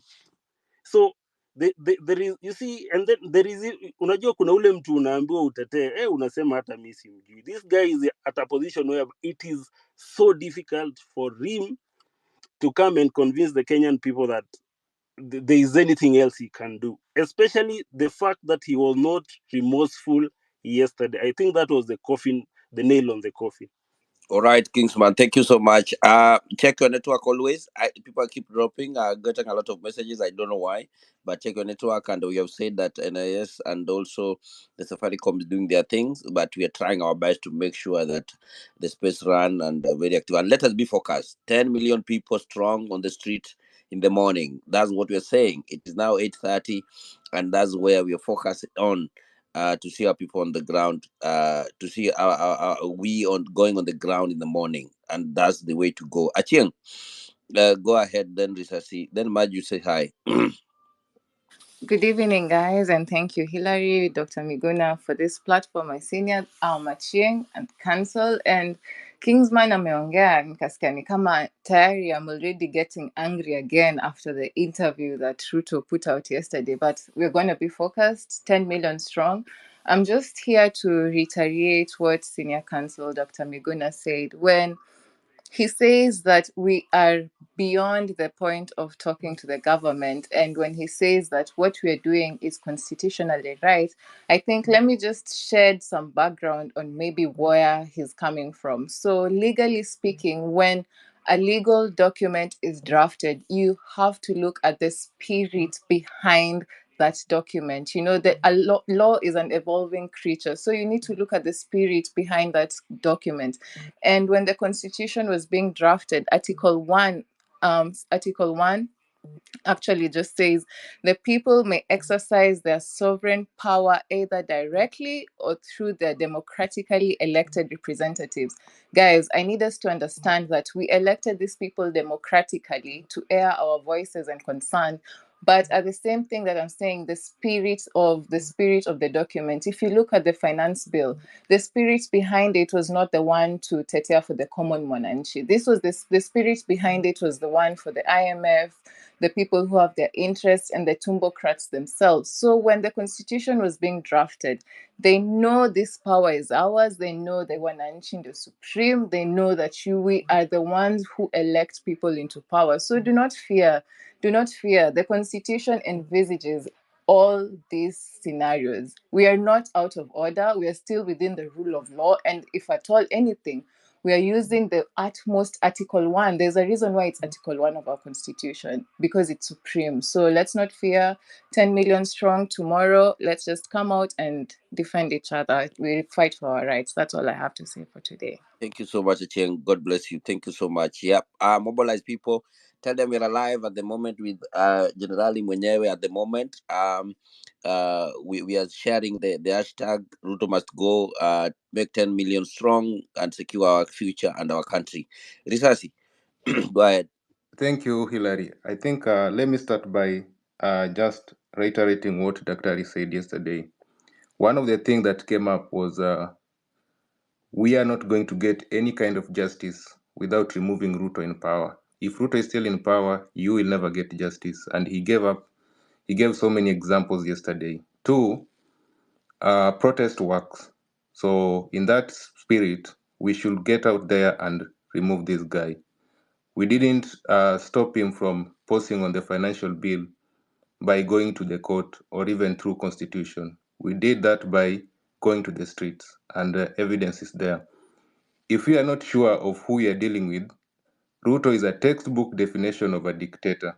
And how do dictators operate? One of the fundamental characteristics of dictators is their decision-making process. Dictators make decisions through a very tiny cabal of advisors. You have a good example, Ndi and the likes. They make decisions through cronies. People are not even qualified. The likes of Farouk Kibet, somebody who doesn't have got even a job description. I think the best qualification Farouk is I don't know. I cannot even imagine, except being a friend to Ruto. And they do this through the aid of their parrots, the likes of Itumbi. Sycophants, the likes of Jakakimba, whose their role is to wake up in the morning, type what the president said, twerking for president on Twitter. That is what they do. Secondly, look at how he's trying to consolidate support. He has done this through churches previously, and I think people have realized that. So he has nowhere to run to churches. That is why when he hears people occupying churches, he gets agitated. He's doing this through trade unions. Look at the likes of Atuoli. Those are the people who are supporting him. He's doing this through hijacking political parties. Recently, he has already hijacked ANC to consolidate support in parliament. He's doing this through state machinery. Recently, there was proposals to increase salary for police, and these are just aimed to consolidate his base. So, guys, we are dealing with a despot here. It's just a matter of time before we have somebody like Mugabe in the making. Other thing that is very, very much determined is control of key institutions. These are the army, the police, the civil service, state media, parliament. For now, he has control of parliament. There's nothing else you can do in parliament. Judiciary, the less we speak about it, the better. You know what happened, including swearing of judges is being done in State House, and this is the third arm of government. He's doing this through licenses, censorships. Recently, I saw KTN complaining that they were about to shut off their frequencies. This is a classic dictator we are dealing with here, guys. There's no difference between Ruto and Gaddafi or Ruto and Saddam Hussein. He's just like that Saddam Hussein who wears a counter suit. But otherwise, huyu ni Saddam. Hakuna tofauti. He's doing this through abductions. How many people were abducted in the course of last week? Arrest, dismissals, and now people are dying. There are murders. There are murders, disappearances happening all over. So if we remain with this guy in power, trust me, itakuwa worse than even before we went for this demonstration. So with that, please, let's not lose focus. The guy has to go, and the easiest way, suspend your constitution. Laws are made for men, not men made for laws. Kama ni mbaya, we can suspend the constitution. It doesn't have to be every time that sijui tutamtoa na katiba. Ruto si mtu wa kutoa na katiba. Nyi mlimuona jana na kama mtu wa kutolewa na katiba. He's not going anywhere. So if we don't remove him, then he will be stuck with us. Hiyo ndio contribution yangu Hilary. Thanks. Ubarikiwe sana Risasi. Asante sana. That's the spirit that we're going with. Thank you so much, guys. Keep networking together as usual. And we said that look at your right, your left, and we want to make this conversation go on and go on. And now we want to know also the your security. And Dr. said something yesterday that if you don't have spirit of revolution, don't go outside. If you fear death, then sleep. And when you don't fear, when you know that you are fighting for your country and you're going there, then you have to be very, very vigilant all the time, all the time. um Levi, Hilary, close your mic. th- Levi thank you. hatufanyi kazi hapo. You, Levi hatufanyi kazi hapa hivyo, funga hiyo mic yako. Asante. Mike, Maj, can you say hi? How are you? Hi, can you hear me? Yes, I can hear you. Thank you. Yes, you can hear you, Maj. Thank you, and thanks everyone. To those who are going to demonstrate tomorrow, I kindly ensure you demonstrate peacefully so that it is a peaceful demonstration. Of course, you know that things can turn out differently, but be on the record to be the one demonstrating peacefully. And I received a lot of information in who were asking me that they wanted to speak and they were from the ground. I'm here now. Keep those requests. I'm going to add you, and so that at least also your voice is heard. I really received many inbox messages. I just want to say that I'll be here just queuing in and ensuring that as many people as possible, especially from the ground, also get to speak. And welcome again, and thanks, Dr. for coming on board again. Back to you, Hilary. Thank you so much. Brief. Go ahead. No, Hillary, maybe before brief, guys, I've posted the article one of our constitution as Daktari was taking us through it. So if you see it on the message side, please retweet, like it, so that it can reach out to as many people as possible. We need to get informed. We need this. This is the new kind of mandamano, and it feels good. You can even go tomorrow to the mandamano with your suit, umedunga, uko msafi, umepiga marashi, unanukia anti hata ule mwenye ambeba fimbo anashangaa sasa nimpige tear gas ama tu ni mheshimu. Yani the most beautiful demonstration ever in the whole world. Ruto is about to find out. Yani atakuwa hata askari watawambia hapana, hawa si wa kupigwa, weenda tu kanyaga kubwa kubwa. So tomorrow we are peaceful, tunajibamba. Kama uko na speaker, beba, tokea kwa street, enjoy your music, enjoy your drink, kunywa maji. He must go, man. Lazima aende tu. Yani lazima tu. I don't know if you're feeling the energy that this guy has to go. And we are so informed. Hakuna fala hapa. Some of us are not even interested with holding any public office for the rest of our lives. We just want a better Kenya.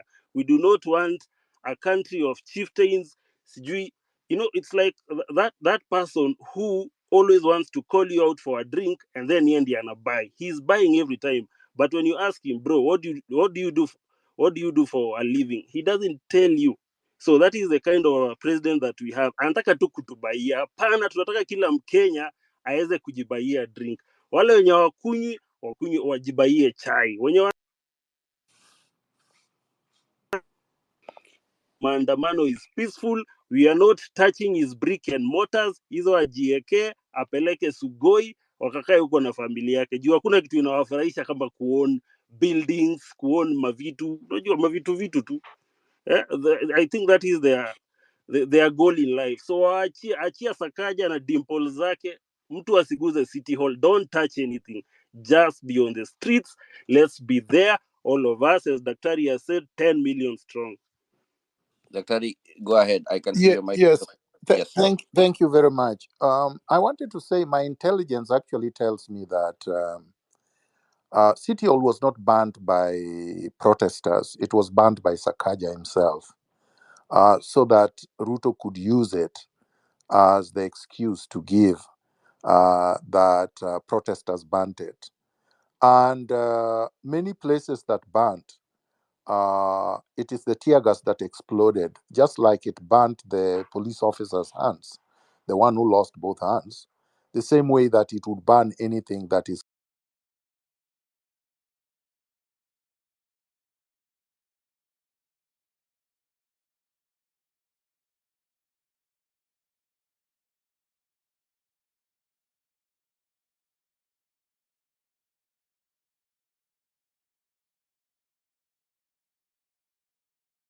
flammable.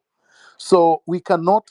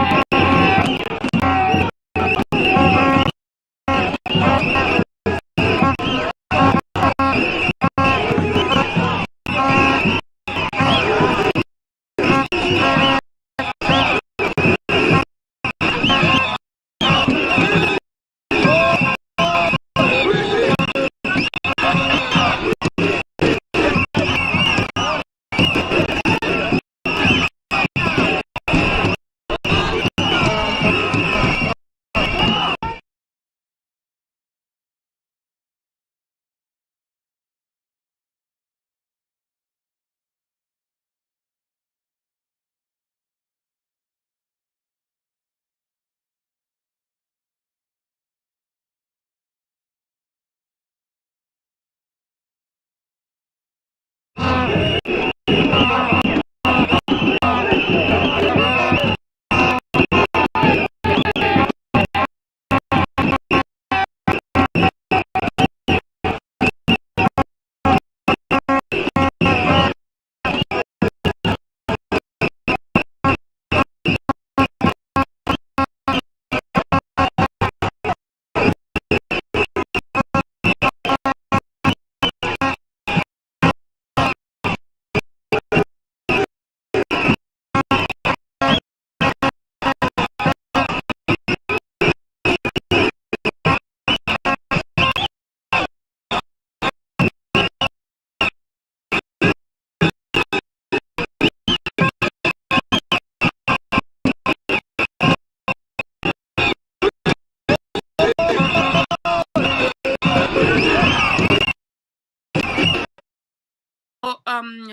Sakaja, I know you're listening. The allegations weigh very heavy.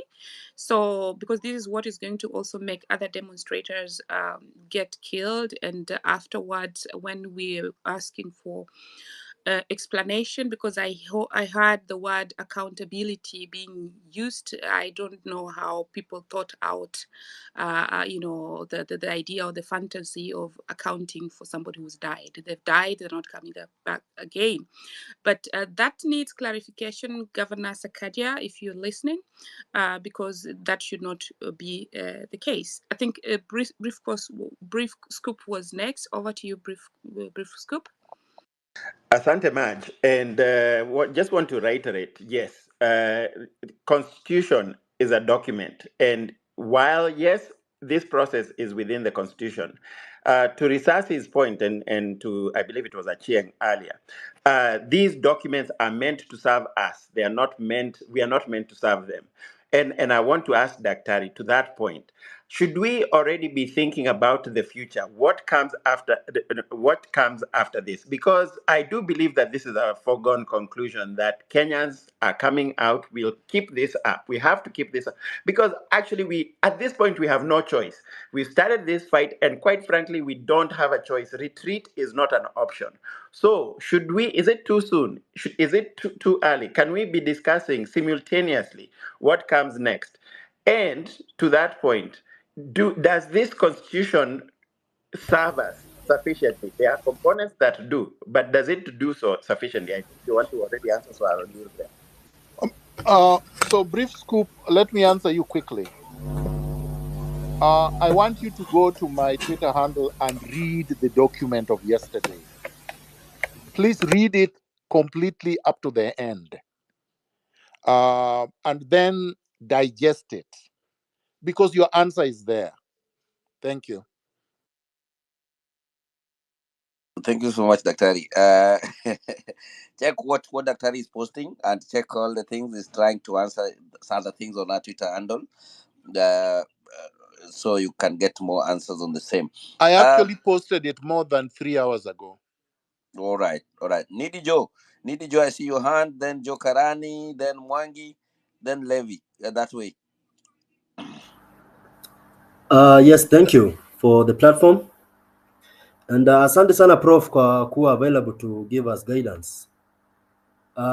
Mine is to tell all the comrades heckle because so far so good. Good work has been done.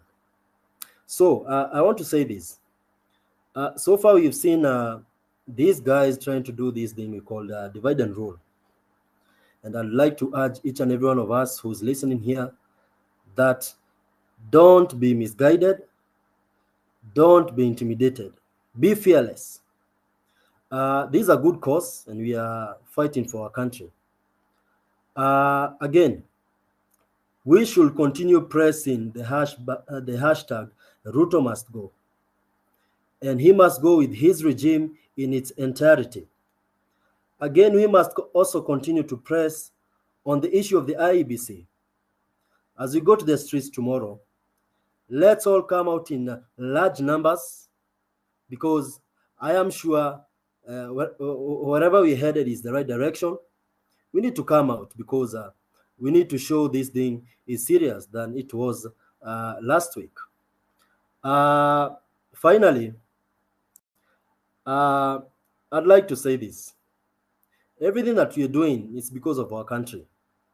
So let no one deceive you or intimidate you against standing up for your right. So tomorrow we say it's 10 million strong. Come out in large numbers. Let's do whatever we are supposed to do. But again, we insist on peaceful demonstrations. Let's shun things that may tarnish our name and our image, so that whatever we are fighting for, it's a good cause. And at the end of the day, when we approach it in a peaceful manner, tactically and strategically, we shall be able to conquer. So we are together in this, 10 million strong tomorrow. Let's meet. Thank you. I think as because there are so many requests, there are so many requests that are coming in.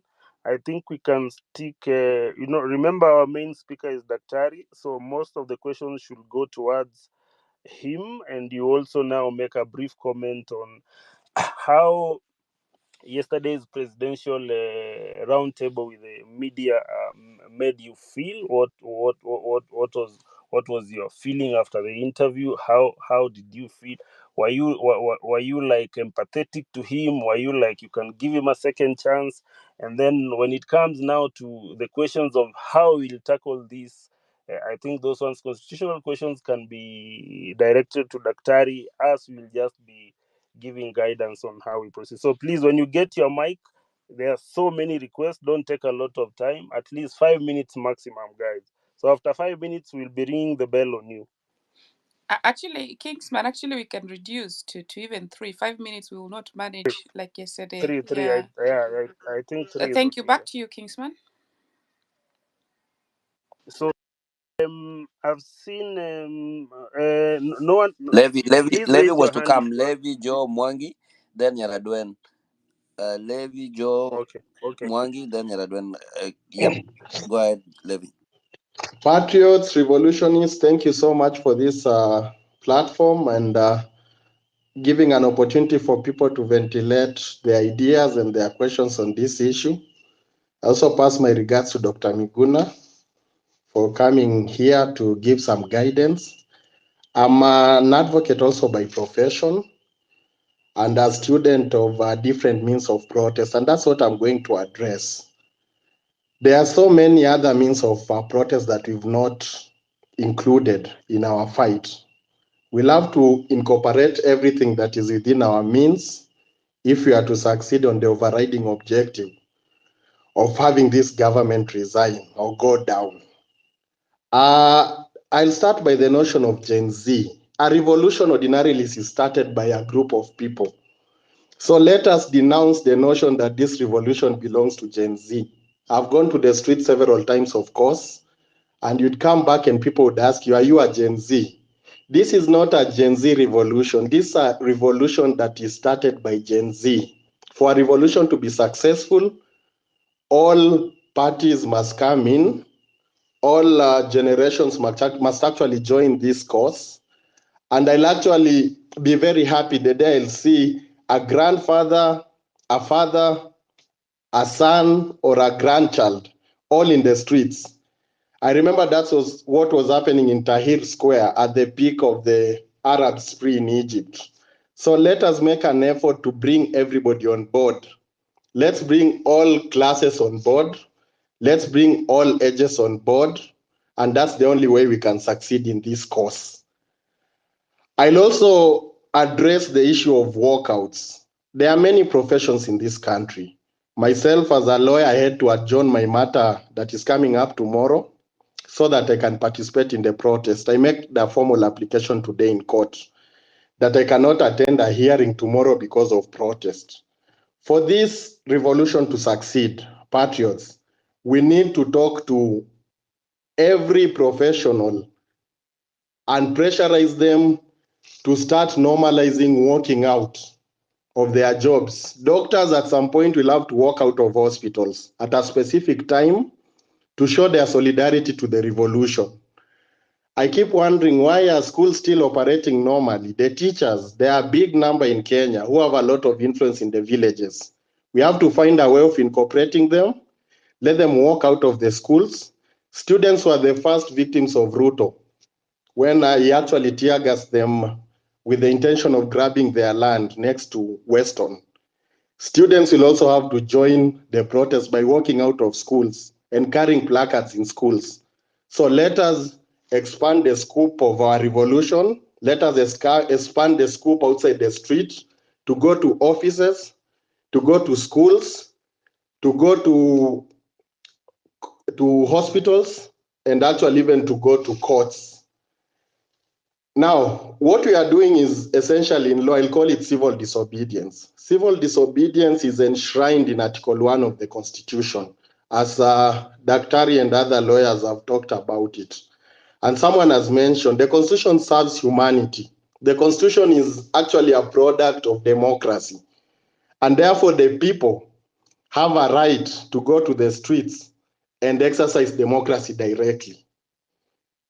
Something like nudity.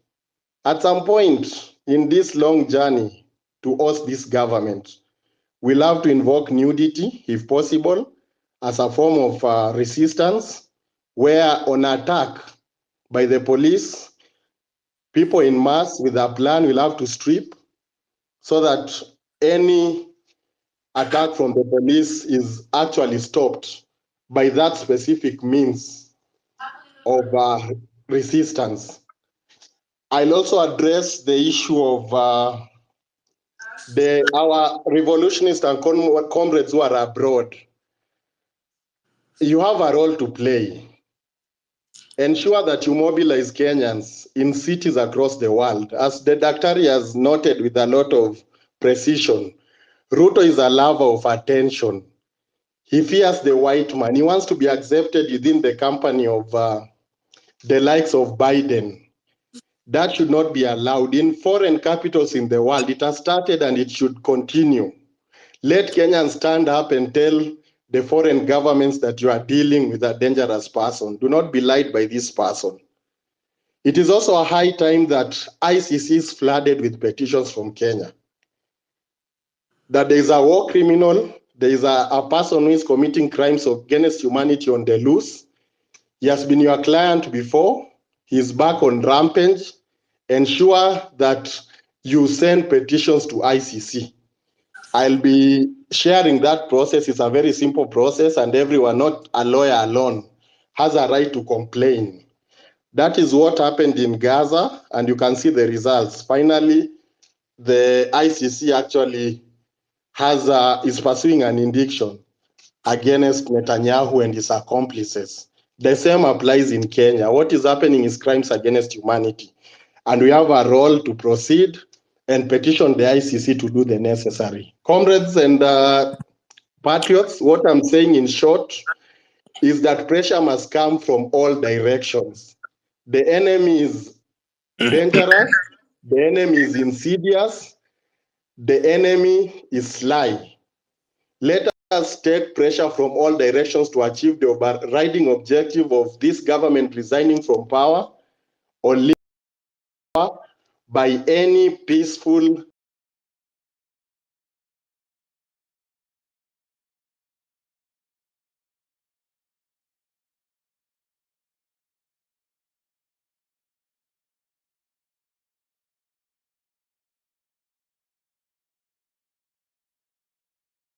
We can Maj, hear you. can you hear me? I can hear Oh, Hillary okay. too. I wanted Yeah. to say something very quickly.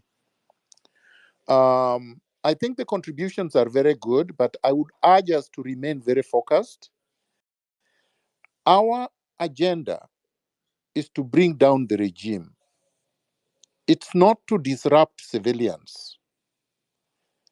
Our agenda is to stop Ruto from his ongoing tyranny. It's not to make life uncomfortable for fellow Kenyans. So let's get that very, very clearly. If we are not targeted, then we can't succeed.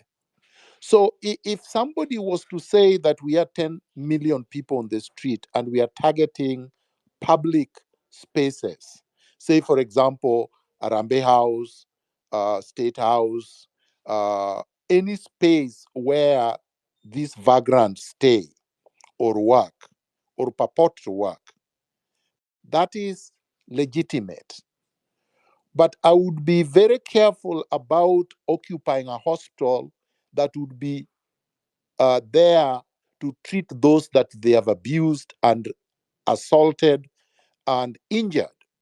Because we want doctors to continue working so that they can treat the injured, so that they can preserve life.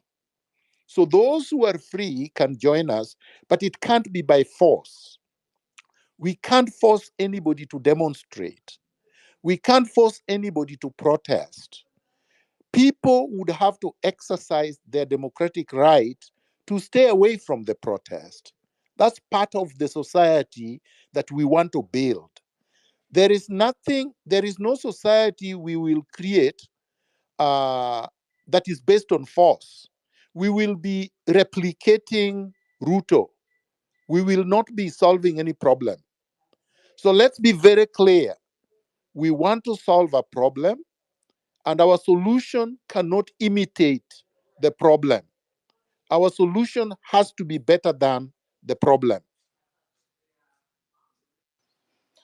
Thank you so much, Daktari, for that clarification, which is indeed very important. We do not want to disrupt any activities, and we also really at this point out that the demonstrators should really align to the given given laws while expressing their rights. Hillary, whom did you cue next? Okay. Maj, can you hear Yes, me? I can hear you. Oh, all right. I cue in Joe Karani Mwangi, then Okay. Nyaradwen. Joe? Joe Karani, are you here? Yes, I'm here. Go ahead, man. A good evening to you all. Evening. I really want to thank Dr. Miguna for keeping us, making us stand on business. Because for me, mine is very small. It's just something that I've noted during this movement. And I think it is important that we point it out and understand this. So we're at a time where our selfish ambitions have to be put aside. We have to sort of do what is best for the group. Now, I'll talk about it by using illustrations.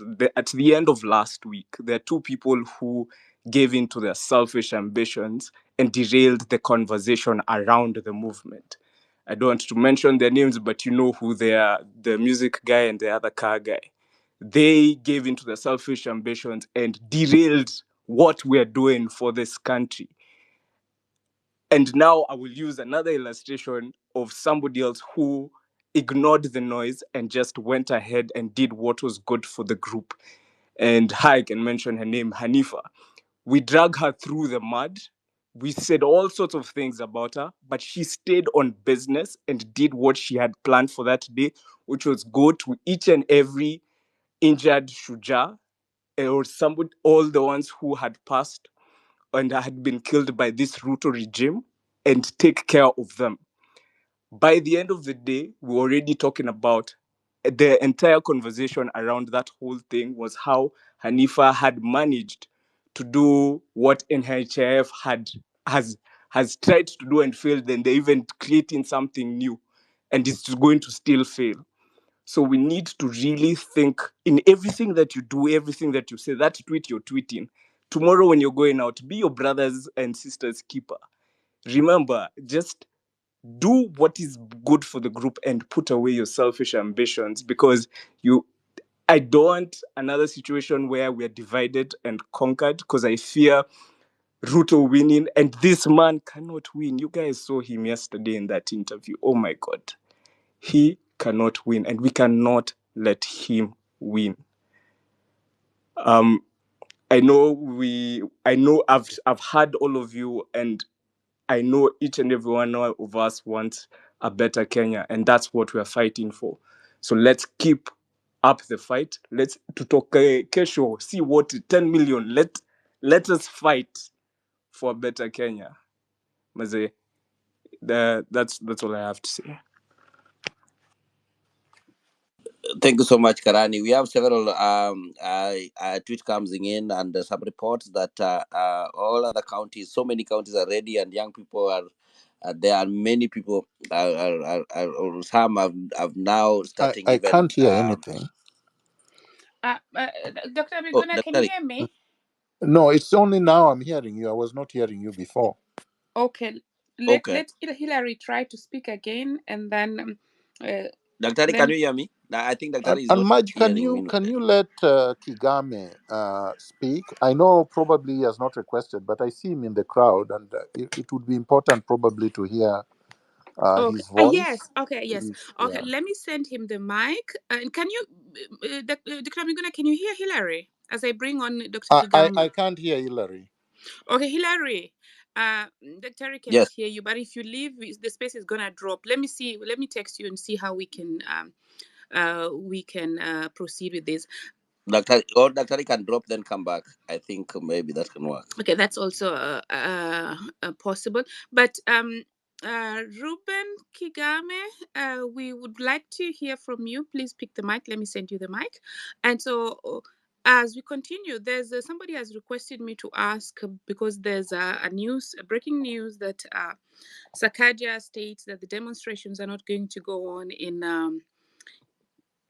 Nairobi tomorrow. Is this because they have a flyer and then they have an Citizen TV logo on it? Please, if let's take the next 5 minutes to confirm if that is true before we have somebody comment on it. Hillary, who is next? Let Nyaradwen. Mwangi, are you here? Mwangi. Nyaradwen, go ahead. Nyaradwen? Thank you, Hilary, and everyone today on this space. My question, yes, I can see Dr. here. My question was to Dr. Miguna Miguna. Dr. I'm happy we are with you today. And we have realized that this war is not only about us. There are infights within the same government. And as our protest has always been peaceful, and I insist we have always been peaceful. Nobody is going to convince me otherwise, because I saw policemen shoot at shops with live rounds. So it is the police. And then there was also some people that came in later, and apparently these people had weapons. But I am sure those people are not Gen Zs. Now, to Daktari, for the sake of protecting ourselves, because myself, I'll have to be on the ground tomorrow.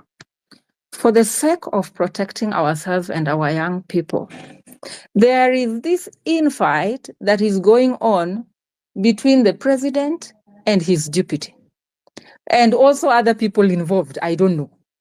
And you realize there are chances that maybe these other people, civilians with crude weapons, are sponsored. Right now, I'm seeing something going around on the social media. During 2023 finance bill or cost of living protest, they called themselves Nairobi Business Community. Today, they're calling themselves Nairobi Youth Business Community. And these are the same people who unleash war on I call it war on innocent citizens. Now, is there a way? Is there, being somebody who's on the know-how, is there a way we can identify ourselves without having been the target? Daktari, thank you. I'll drop my speaker so you can have somebody else. Thank you. Yeah, please go on. Yes, thank you. Nyaradwen, I understand what you are saying. Yes, we do have a problem, which normally in political science they basically call elite fracture. So there are divisions within the executive, but that should not concern us. Those are their own problems. We should not care about their problems, and we should not focus on their problems. The people that were sponsored, the people that came with weapons, were sponsored by the same government. I believe these people were Farouk sponsored, they were Oscar Sudi sponsored, they were Ruto sponsored. I think they are using Rigathi Gachagua as a red herring. Rigathi Gachagua is not part of the protests, so they cannot bring him in. He's part of them. He's Ruto's deputy. He appointed him, and he's in government, and he's part of the problem. So let us not be diverted. I think that if we are all dressed the same, it's difficult because it's quite a large number, and some people don't have the ability to make T-shirts or to buy. But if we can, I think that dressing in white and black and green were the three colors that were chosen. And for people who can carry the flag, water, everybody should carry water if they can because it helps with the tear gas. And then just stay together. Don't spread out. Spreading out opens up those who spread out as easy targets of attack. Because once you are alone, that's how they cornered Rex. Once they find you alone on the street, they can shoot you and there is no accountability. Nobody's taking pictures. Nobody can come to your aid. So, as much as possible, let us be together and let us be together in huge numbers that they cannot confront. Ruto is weak and down. Yes, they say that he's lethal when he's down, but I can assure you right now, Ruto is defanged. He has no poison, he has no teeth. He has to go with this entire regime. Thank you so much, Dr. And another thing, that was a very good question there.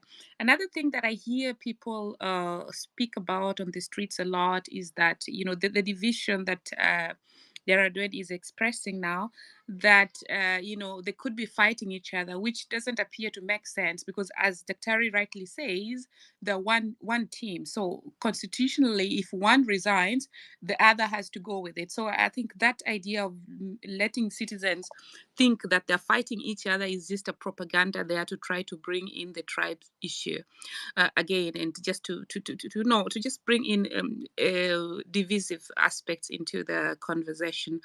Godfather.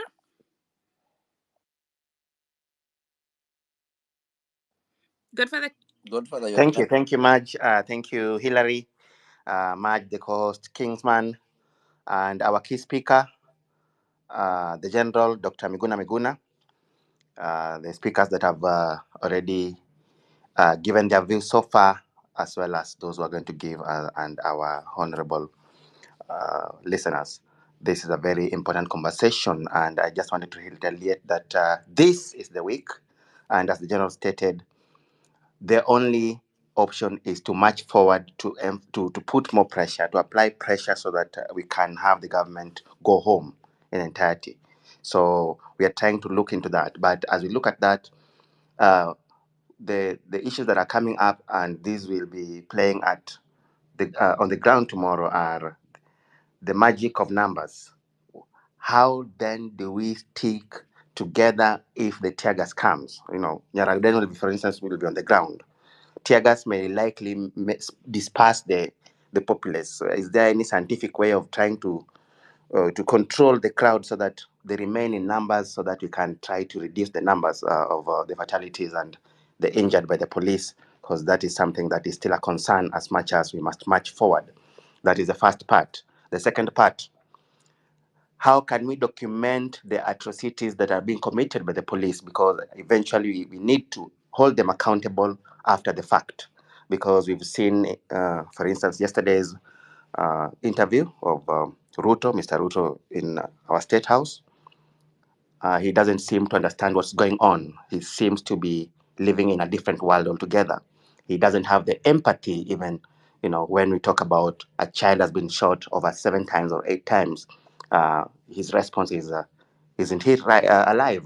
These are some of the issues we're looking at. So, or we're looking at someone who we must get out of power by all means possible, and we expect that they're also likely to use a lot of force. So how do we document these atrocities that are likely to be committed by the police and other criminals so that we can try and also hold them accountable after the fact, apart from the citizen journalism, which I believe most of them will be having smartphones to try and record this.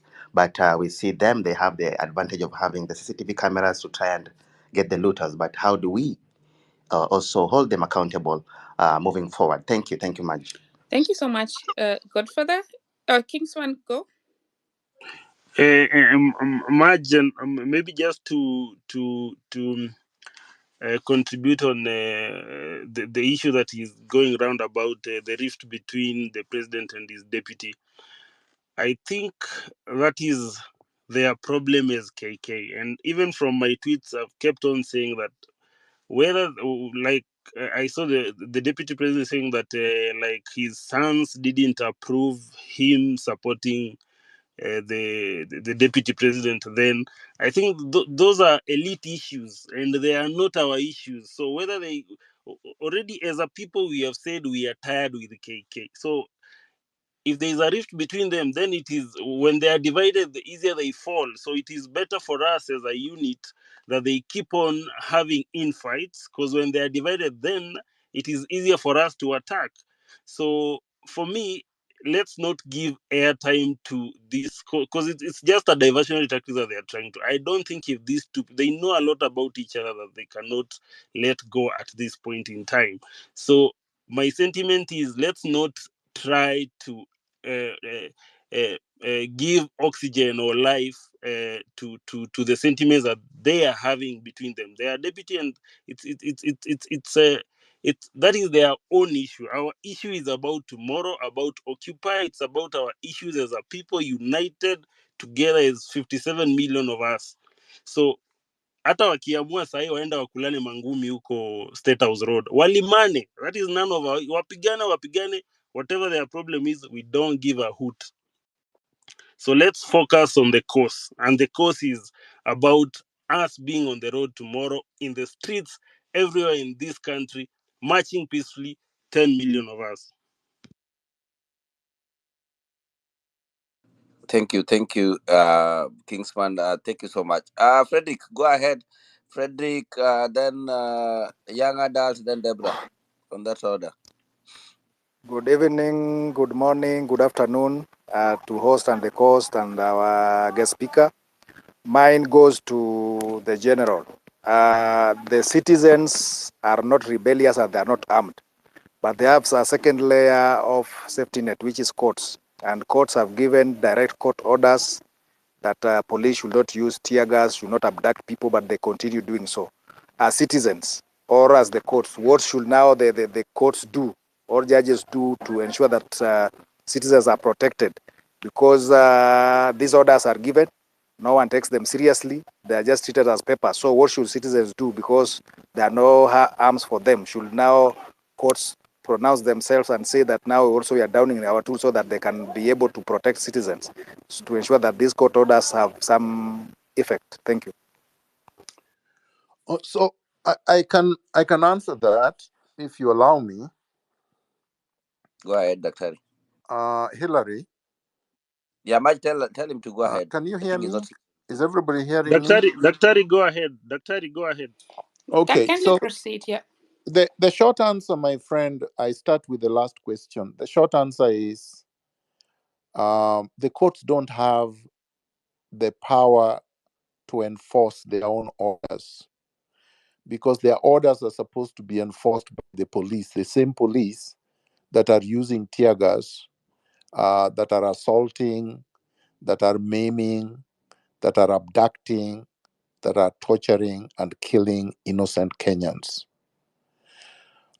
If you recall, in not so long a time, I had 35 court orders saying I was a Kenyan, I should be allowed to be in my own country, my house should not have been destroyed, I should not have been removed. They never obeyed them for 5 years. So don't think that the animal has changed. This wild beast is still the same one. The same Koome that was heading the Nairobi police is now the IG of police of Kenya. Most of the abductors and assaulters and torturers are now both in uniform and in civilian clothing, which means that we go back to what we were saying from yesterday, and I've been saying consistently on my part for years now. The power is in our hands. Ultimately, we have resorted back to the default, which is clause 1 of the Constitution. The sovereignty is now vested in us, and it's up to us to enforce all the laws that should have been enforced by the police. But of course, we don't have weapons, and we are doing so peacefully. And that's all we have to continue doing.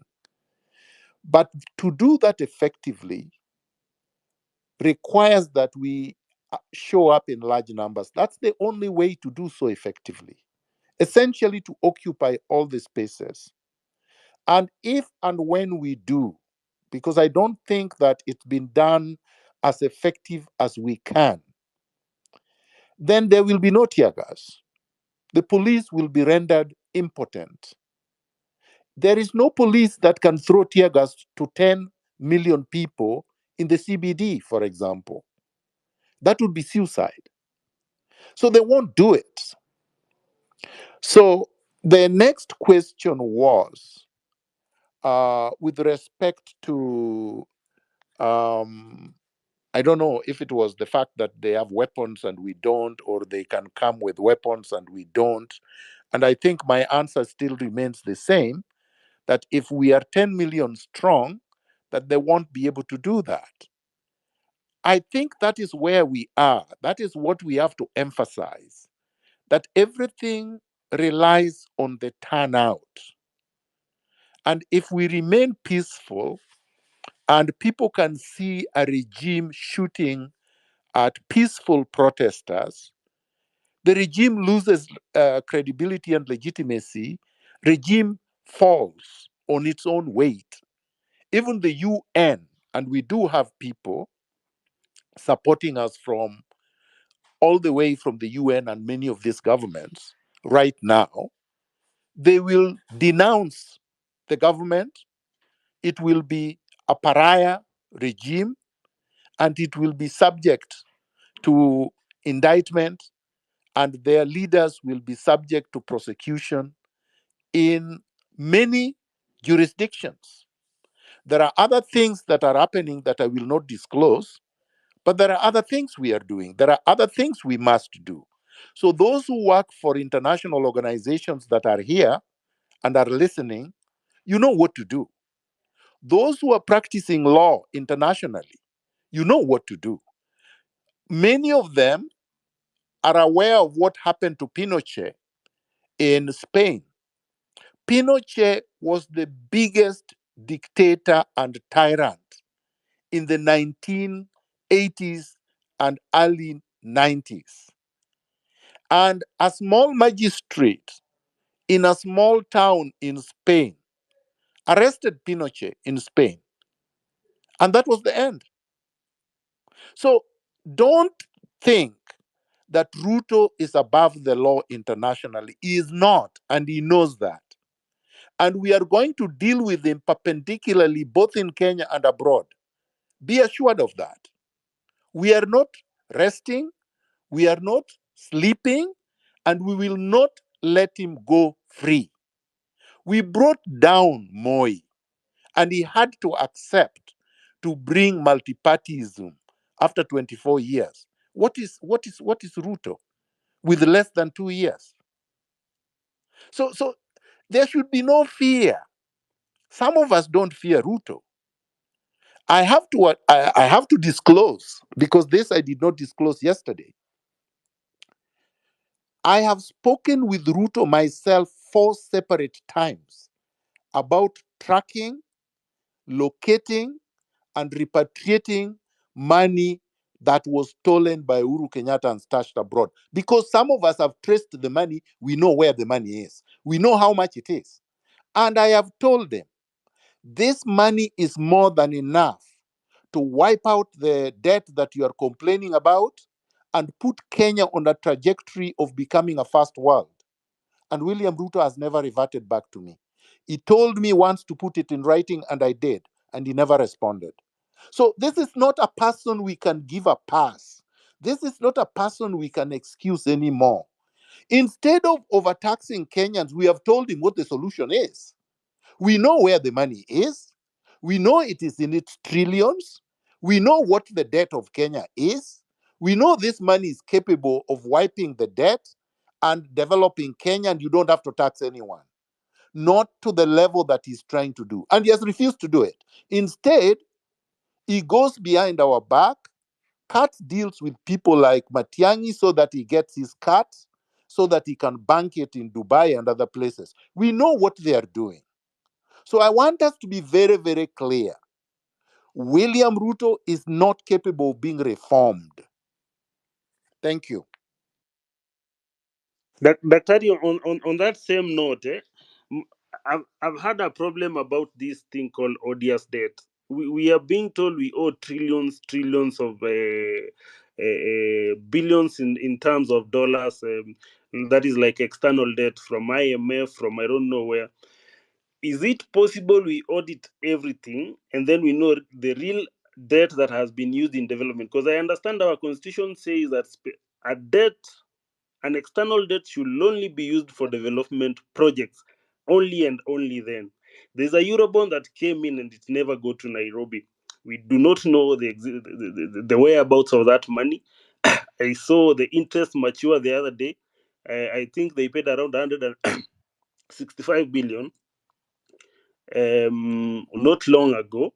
So when we are able to do this, and now Ruto is out of he's out of the equation. Daktari, can we get this IMF and everyone, and even ask them if you know the Kenyan constitution, because ignorance is not a defense before a court of law. But If they knew, my brother, to yes, cut Daktari. the long story short, let us not put the cart before the horse. Right now, we should focus on mobilizing so that, and making sure people are safe. And I have said safety is in our numbers. Before we deal with the details of auditing the debt, you will not be able to get the records and be able to record competently until they're out of power. So our agenda right now is to remove Ruto. Then we can do all those other things. Because they have not disclosed this information in a credible manner. For example, they are saying they paid debt this amount, this amount. Have you seen the evidence of payment of debt? No, we haven't. They have not published it. They have not shown us the transactions. Another thing is, there is money that they have been collecting from, let's say, unclaimed assets. People who just stole money and they are unclaimed, or money that have been repatriated from people that stole, let's say, Chicken Gate. This guy's, the money was supposed to have been returned from London, England. We have not seen any evidence of that money, where it went, or even this money that EACC says it keeps recouping or recovering from thieves, or cutting deals and saying that they have gotten 100 or 200, 235 million or whatever, and they have recovered from this or that person. We have not seen any record of any of that. So there is a lot of issues, but we don't want to be lost in all those details. We have to be focused on the superstructure. The superstructure is the dissolution of government, and then the process of reconstituting a new dispensation, a new state a new republic so that we can start afresh. Kenya is not an independent state.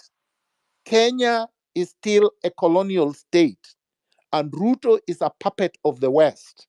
Everything he does on behalf of Washington first and foremost, then London, then the other capitals.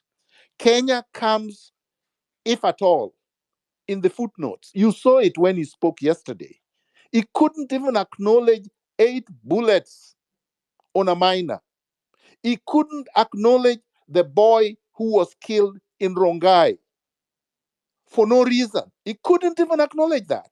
He couldn't acknowledge 24 bodies at the morgue that the Kenya National Commission of Human Rights confirmed they have seen. He got into an argument over that, then got personal with Linus Kaikai over an issue that we know is so personal, and it involves a woman in the 1980s, 1990s. Ruto is not a leader. Ruto is not a legitimate president and cannot govern. Thank you.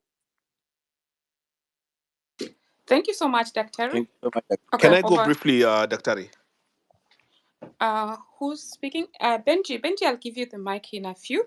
So I just wanted to say that there are 2 people who have Dr. messaged Can I me. go briefly? Benji, can you Benji, hear me? please put your hand up. Put your hand up if you want to Paul. speak. There are a lot of people who are on the queue, and then you will be given the mic. So as I was saying, there are 2 people who have messaged me now. One of them is requesting Kenyans in Kenya to use VPN while spacing. And another one, I just said, he's from the candle lighting event of one of the fallen heroes. So he will add him to the mic, and then he can also share about that. Hilary, you'd queued in Deborah, right? She can Deborah, go ahead. go. Can go ahead. Thank you, Hillary and Marge, for this. I just want to also add a sentiment on the infighting within the government. To me, I think it's a good cop, bad cop. So one cop is a good cop, and the other one is a bad cop. So we should not be we should not have any side shows with that. That's their own problem. Now, a question that I have for Dr. Miguna.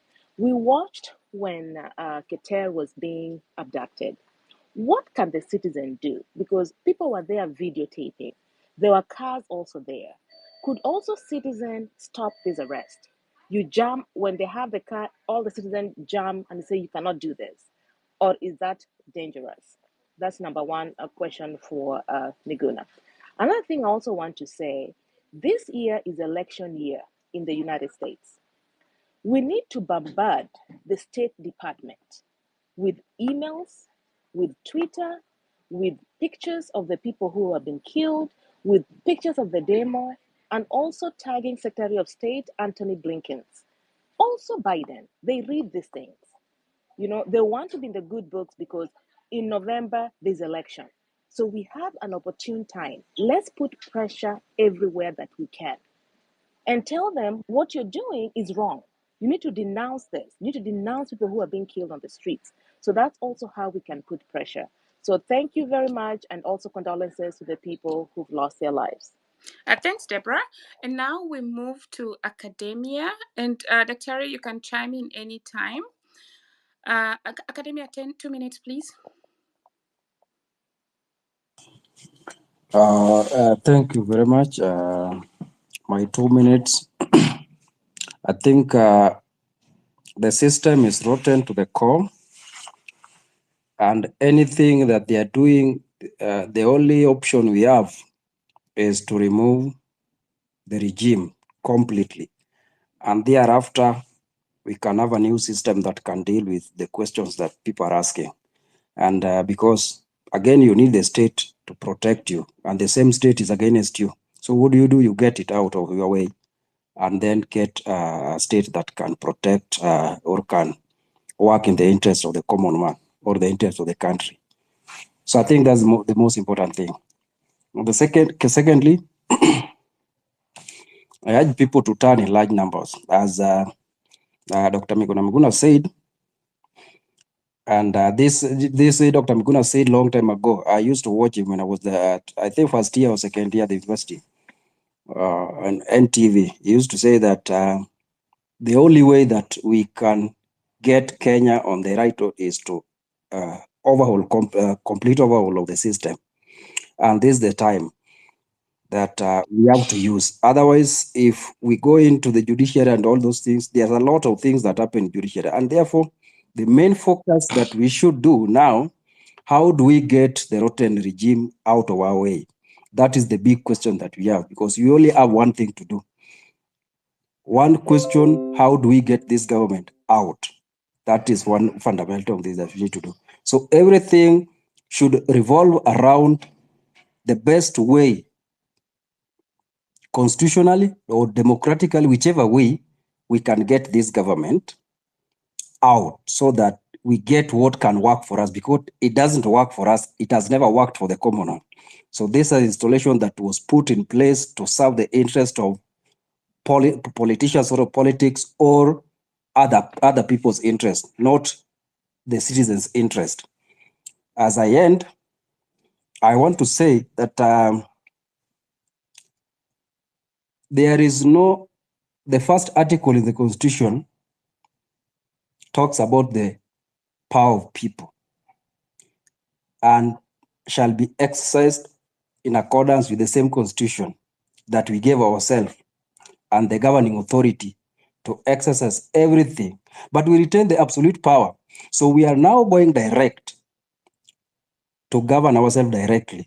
So nobody should question what people are doing, because that is the essence of this Constitution, is that we protect it indirectly or directly. But the first thing comes is you may exercise it directly before indirectly. So what does that mean? It means that it recognizes that the power belongs to the citizens first before we delegate it to any other person. So let us use that. There is no any other article that comes above Article 1, and that Article 1 recognizes the power of people. So any other question should revolve around the sovereign power that belongs to people, a period. Anything we are not going to listen to. We are going to use that and get our country back on the track. Thank you. Thank you so much, Academia. Hillary, go. I wanted to Daktari naona kama intervene amefungua. just briefly, Okay. please. Yeah. Go So, on. Maj, there was a question that was asked of me about, and it is an important question. What do we do if we are in the situation that Keter found himself in, being abducted on the street? And you saw people standing by and whatnot. I think the Keter question, if I address it directly, the people who were standing did the right thing. They recorded what is happening. They gave it to the press. And then there was public pressure. Then Keter got released the same day. That is what should be done when you are not enough. They were not enough. They could not have fought with those men with guns. And they were just like 2 or 3 or 4. So if you are not enough, the best course of action is to record and then disseminate the information.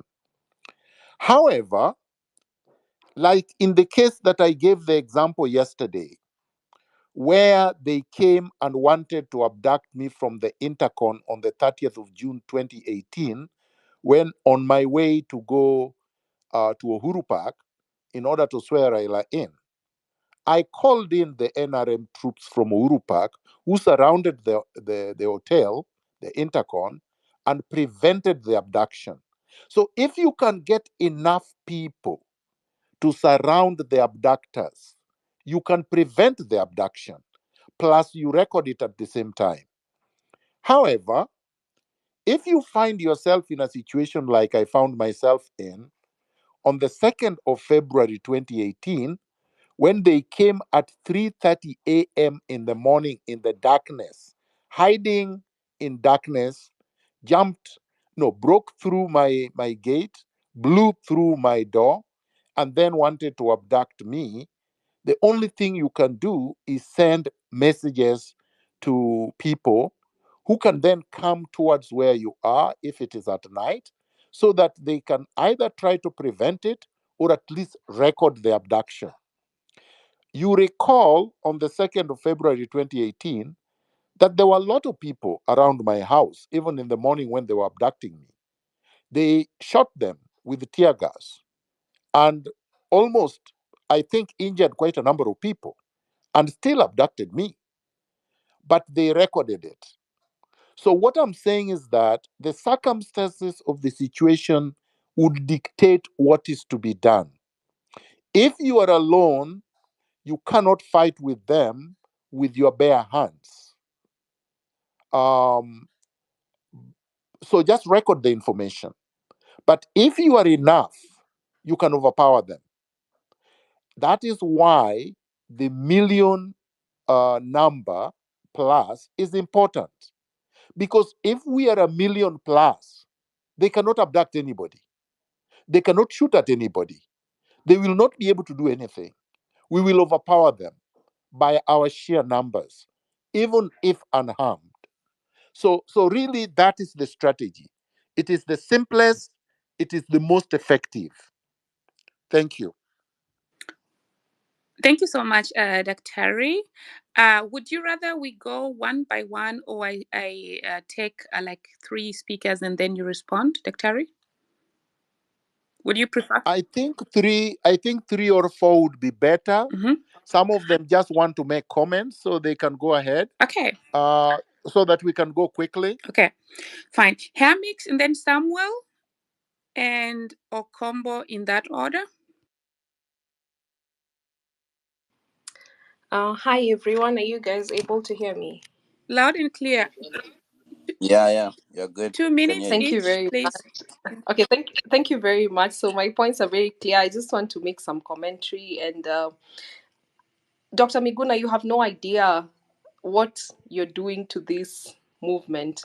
You're really emboldening us. I joined the space yesterday, and I heard everything. You know, you're very objective. The things that we need to do, we need to be very objective, and that really sparked a fire in me. And then there's this video that has been going rounds, I don't know, by some young guy on the streets who was, you know, that video spoke to me, and I just felt like I need to be on the streets tomorrow. And for the first time I was like, I'm not even afraid to die, because there is strength in our numbers, and that is something that we really need to do. I mean, we need to turn up in large numbers, because if we give Ruto a chance, he's gonna come and finish us all. And one thing I also want to say is about, let's not buy into this government propaganda. I think government is using old tactics to, try and solve, emerging issues, which is not going to work. So we already know their old tactics, which are already washed out. They're trying to sell us fear, telling us the military is on the streets. But I'm so happy that people are still going to turn up. They're trying to create a lot of misinformation and propaganda just to cause a lot of fear. They're still going to, they're still abducting people. So they're abducting people. You see what they did to Gabby, they did to Shadi. I mean, these are people who are very vocal, like Gabriel Oguda kept us very entertained on the internet, but we haven't seen him. But you see, these were, the Twitter giants. But at the same time, just because they're not vocal at this time, there's other people who've come up. So if I know the government is here, the NIS is here, and they're listening, I just want to let them know that you can abduct a million of us, but there's still a million of others who are going to come up. I mean, the cells, the abductions, your Subarus are not going to be enough for, to accommodate all of us. So those are the things I just want to say. And also, just this is a formal request to Dr. Miguna to just ask him to unblock me, because the reason why he blocked me is because we disagreed on Ruto. So I guess we are on the same side at this moment. So Dr. Miguna, kindly unblock me. I really would love to, feed from your knowledge, and just your voice is very, you're strong, and you have no idea what that is doing to the rest of us, even the ones who are afraid of going to the streets.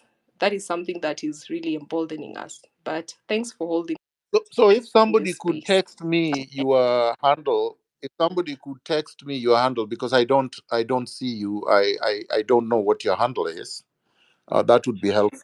Yeah. Hillary, Okay. I Hillary, will So do let's that. please No, let's just let's text have text that Dr. me. let's have Miguna that my Yeah, sorted on the side, Hamid. yeah, We'll help okay, you. thank you. Thank you. Hillary is gonna do that, and so of course I've also had to unblock a few people so that they can participate. But if unblocked, there's a reason why you were blocked. So if unblocked, please don't continue the tirades of insult, because we're all human beings, and I think we have a right to also decide if we want to keep off negative negativity out there. And remind them to follow each other much. Remind them to follow each other. Yes. Okay. As we go on, Yes, who's coming and in? it's very important because now we want to be disseminating information, and so build the network by following each other. The co-hosts, the speakers, look left and right and follow each other. Now, next, just 2 minutes each. I think the combo, you're next, and then Nelson.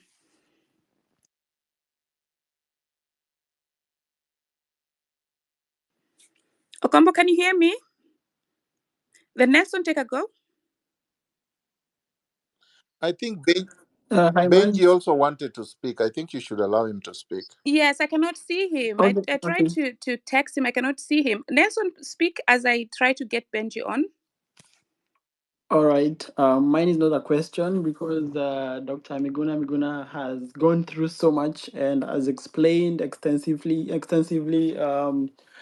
our action plan, and I allowed him for that. And thank you for being here because you have been in this fight for a long time and you have experience which most of us do not have because we are either Gen Zs or millennials, but we have the energy and the courage and the bravery to continue the fight. So thank you for leading the way and showing us, what to do. It's very much needed.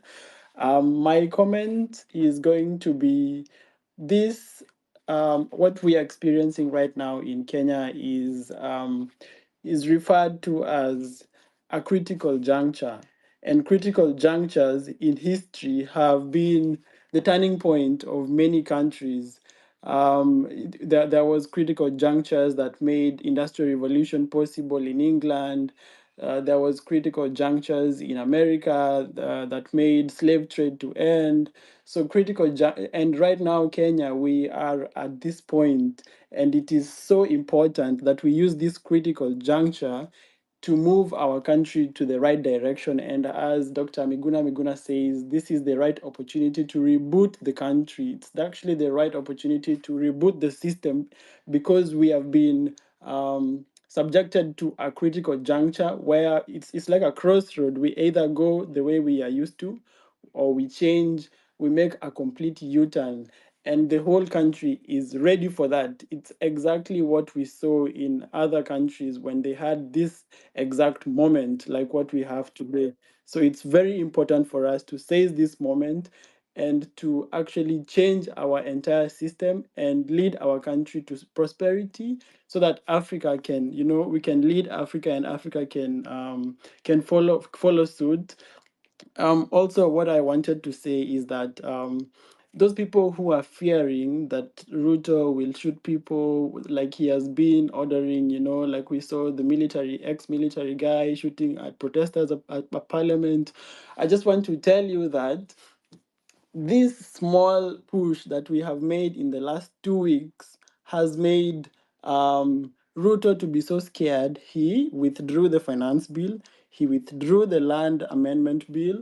He has said on record yesterday that he will withdraw the funding to the wives of Kinam Davadi and those first ladies and all that. Only this pressure has made this change that we have seen, though it's small, but you can see that what we are doing is not something that is going to waste. So even as we go towards Ruto must go, just know that it's gonna happen. And this critical juncture is not an isolated case. It is something that has happened in different countries around the world. And the countries that they took it in the right way, they actually changed, and it changed their history completely, and they became first world countries. So I just want to encourage everyone. And do not think that just because we are in the diaspora, that's why we are beating the drums of war. No, it's because we have, we love our country. Like for me, I'm in Europe. Every day I walk in the streets, I see how the roads are made, even in the villages, the systems are working. And I'm like, why can't we be like this? This is the moment to make our country to be like that, so that Ruto does not have to send our sons and daughters to Saudi Arabia to become slaves and to be paid minimum wage, because no one in these countries will pay you like they pay themselves. They will pay you minimum wage. And it's even lower than minimum wage, because I saw Ruto was saying some people will be paid $1,500. That's below minimum wage in most countries, like in Europe, in Saudi Arabia. In Saudi Arabia, the salaries are even 10 times higher than in Europe. So if you're being paid $1,500, this is you're a slave. You're a slave. So Ruto is sending Kenyans to become slaves in these countries. Thank you. Okay. Thank you, Thanks, Dr. Raj. Nelson. And can we please try to stick to 2 minutes each? And Benji, Would you please give me a chance to speak, because you gave me a chance, but the mic seems there was a problem. okay, there's a lot of mic issues. But I think as much as they come back, they need to raise their hands Yes, so that yes. So you cannot just Tabitha and talk. then Paul, and 2 minutes each. So that let me explain. Once you 1 minute is over, I'm going to raise my hand, and then that means you only have 1 minute to go. So once you start speaking, kindly check on my profile, at least for time orientation, because there are many people who are waiting. And let me try to add Benji again. I don't know what's wrong with his handle. He dropped again. Tabitha and then Paul. No, there was Wakili. Tabitha and then MC Wakili. Yeah. Thank you very much, Marge. I hope you can hear me all. I'm Can you, Tabi? yes, Yeah, Tabitha go ahead. Kutu. I come from Sia County. I am so happy that at such a point we are having a conversation that is creating change and is going to create impact in what we like to see in terms of governance and how things should run in Kenya. I have a question to Dr. Miguna. On Thursday last week, I was preparing to host a summit for the youth in Sia County. And I was, as I was going through the town, and there was the protest by the youth in our county, and I witnessed a shooting of one youth by the police in Sierra Town, as one person who was trying to ask questions of why would you shoot a young person who's really protesting about the very hard situation of life, and the youth was just crying that they have graduated, they don't have employment, and the police ganged up, and the people who surrounded me were saying that there had to be one person to die for the youth to calm down and try to do these things in an orderly way. So as a person who felt agitated, what can I really do? Because I really feel that if it is not addressed, then many other youth are in the process, even in the next protests, are going to have this kind of fatalities. They're going to perhaps be shot dead again. And yet what they're asking for, and what we are really asking for as the young people, is a transformative way of governance and our issues to be had. So how do we move from here? And what is the role of the general community? Because I believe that we have a role to play. So how do you deal with such a situation where others feel like it's vindicated or it's okay that the police had to use one youth so that other youths could stop being rowdy as they claim? How do you deal with this? Thank you so much, Tabitha. Maybe Benji can go, and then Dr. will answer those questions. Benji, over to you. Much obliged. Thank you, everybody. Thanks, Dr. Miguna, my friend. I just want to express my deep disappointment. Is it talking really much? Nobody's No, speaking. Benji is speaking, but I think somebody is tampering with your mic as the host. But you cannot drop, because if you drop, Okay. you're gonna the whole space is gonna drop. He is indeed speaking. I'll text you what you can do. But Benji, please All proceed. right. Yes, Go ahead. madam. I was just saying that I'm deeply disappointed and, to be honest, extremely concerned. Here is a country in a deep crisis of the president's own making. We have now, for more than 2 weeks, just been completely inside of a revolution. We are on international news in every channel. Al Jazeera have done a documentary. Unarmed youth are being shot. Parliament has been banned. The Chief Justice's office has been banned. Ruto gave an interview yesterday. It is now 24 hours.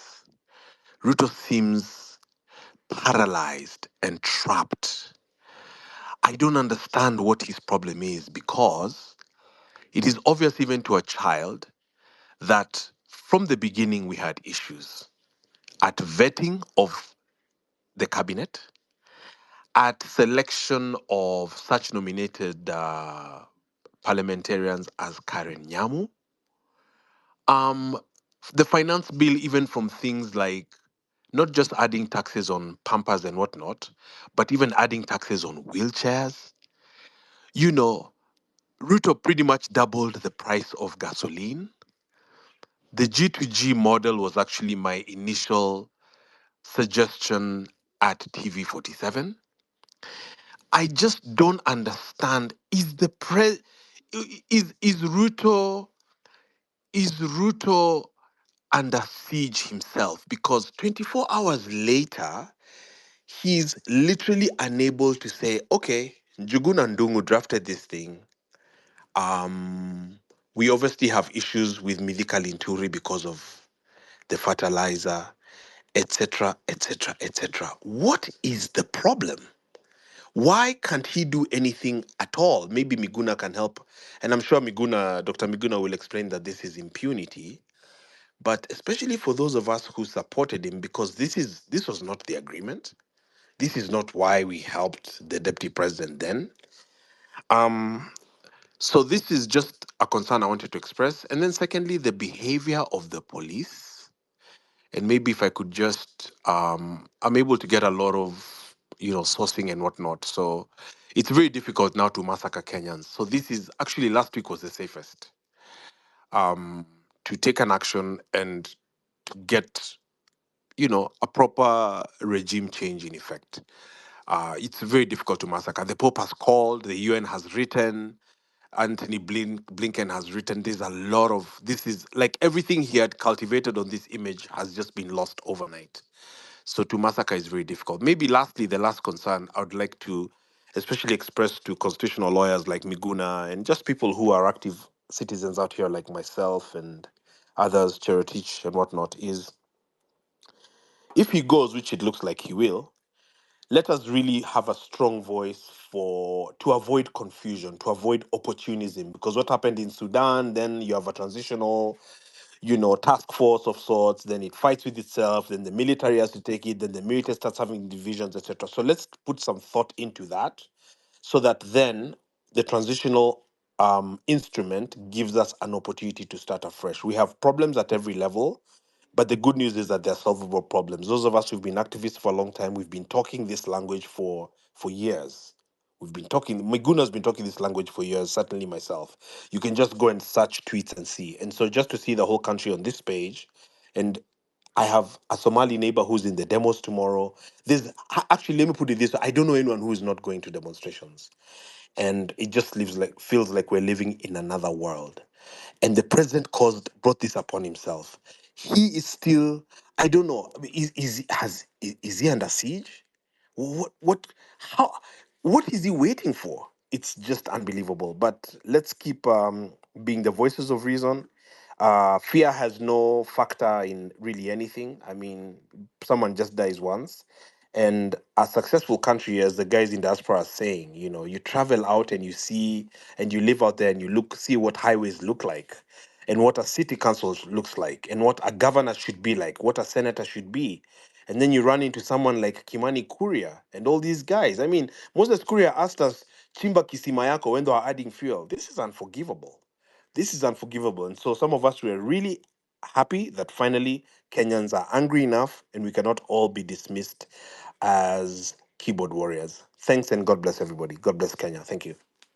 Thanks so much, Benji. I think Dr. will take over. Kingsman, not unless you want to say something briefly before it. Yeah, I just wanted to put something across what was Benji was asking. I think Benji Daktari has already said that. You see, we've already rolled. So the aim here is first to get this person out of. He needs to go, and I think today we are exercising our power directly as a people. If you see on the comment side, we've put on Article 1 of our Constitution, and then they have said that we can. There are two ways in which we can exercise our power as the people. That is through the elected members, that is the national government and then the county government. And then we can also exercise our power directly. So that is the course. I believe all of us are on the same page. So first of all is tomorrow we exercising our power as a people, legally, constitutionally, to ensure that Ruto goes. After Ruto goes, then these other things will just come later. As someone said earlier, we are on a juncture moment. This is an historical moment. These are 1963, 1964 moments. Yeah, thank you very much. So I will start with what Deborah was commenting on regarding bombarding for people who are in the diaspora or people who are capable of reaching the puppet controllers, the puppet owners in the Western Hemisphere. This is exactly what I said yesterday. I said, if you can reach them by email, do so. If you can reach them by phone, do so. Bombard them completely. And as I said earlier today, if you are capable of drafting petitions or drafting any instrument for purposes of bringing them and also Ruto to account anywhere in the world, go ahead and do so. We encourage you strongly to do so. It's quite effective. If you are capable of picketing or demonstrating for those who are in the diaspora, in Washington and other places, do so. Make sure the world hears you. To my friend Benji, the problem is Ruto. The problem is not his advisors. The problem are not his employees or anybody else. There was a time I spoke with a friend of his and a confidant of his. And I asked, what is the problem? Why would Ruto hire this kind of people? Why would Ruto hire Mithika Linturi or Aisha Jumwa or Moses Kuria or any of these danderheads that would not be able to write their names on a full scap? Some of them are so drunk 24 hours that they wouldn't be able to do anything, even in the offices. And the guy told me, I asked him the same question, particularly when he appointed so and so. I'm not going to say the name, but the appointment was so ridiculous. And Ruto looked up to him and told him, first of all, who appointed you my advisor? Essentially saying, you're my friend, but you're not my advisor. Secondly, who told you I appointed them to work? In other words, Ruto says he's the only one who is supposed to do everything, and these people are supposed to be puppeteers who follow his direction. So whatever has happened, he has directed. Whatever has gone wrong, he has approved, authorized, and directed. He is the problem. He thinks he knows everything and he knows squat. He thinks that Kenya is a chicken coop that he can micromanage. A country is too big, too complex to be micromanaged by an individual who does not know his left from his right to begin with. Being eloquent is not knowledge, and we must disabuse him of this. A country, even if you are the most intelligent, you wouldn't have enough hours to be able to dispense your knowledge on every sector in every sphere. So Ruto is the problem. And then the regime he put in place must fall with him because he brought them up and they have failed us. So I believe I'm answering Benji in a way that we are dealing with a psychopath. We are dealing with I wouldn't even call him a demagogue. He's worse than a demagogue. There is no English word to describe Ruto right now. He has metamorphosed into something too dangerous, too complicated to be understood even by Ruto himself, as we could see when he was being interviewed. So we are past redemption. We are into reconstruction, replacement, and punishment.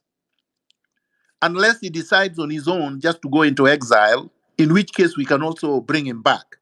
But as it is right now, he should resign, apologize to the Kenyan people, and maybe we may forgive him after he has brought back all the money that he has looted. But there should be no reverse gear. We are moving forward. Ruto has violated so many provisions of the constitution, starting with the chapter 6, integrity. The integrity provisions have been peed on and defecated on. And there is nothing that we are going to do about it unless we remove him. And he's not capable of cleaning himself. So the scandals are too many to enumerate. They happen every day, and it is almost as if he does it so that you wouldn't know where to start. Because would you really start with the fake fertilizer? Or would you start with the scandal about edible oils? Or would you start with the housing levy? Or would you start with the 700 million for every infrastructural development, 700 billion for every infrastructural development that they have so that they can steal? Or should we start with Farouk and his thugs or Oscar Sudi? What is it? There are too many to enumerate. His foreign policy is in complete chaos. He's the only African leader supporting the genocide in Palestine. Like, that's just not forgivable. He's the only one supporting the genocide in Sudan. He supports Hemdet, who leads the Janjaweeds in Sudan, because Hemdet gives him access to the gold deposits in Sudan.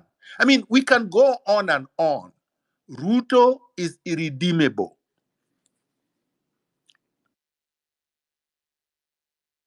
Yeah, thank you so much, Daktari. I think, guys, check your network because many people are dropping. Sometimes here we didn't even have coast. Can you hear me, So Hillary?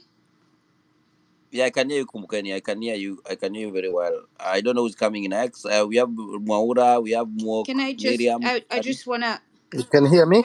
real quick, Hillary, because Okay, go it ahead. seems like we are beating this horse that is already dead. We've all agreed we're going to go take Ruto out. So I don't see how productive it is for us to continue talking about getting Ruto out when we've all agreed. So Right. and it keeps being pushed away, but this is a conversation that must be had. What is the way forward? We are having these rooms.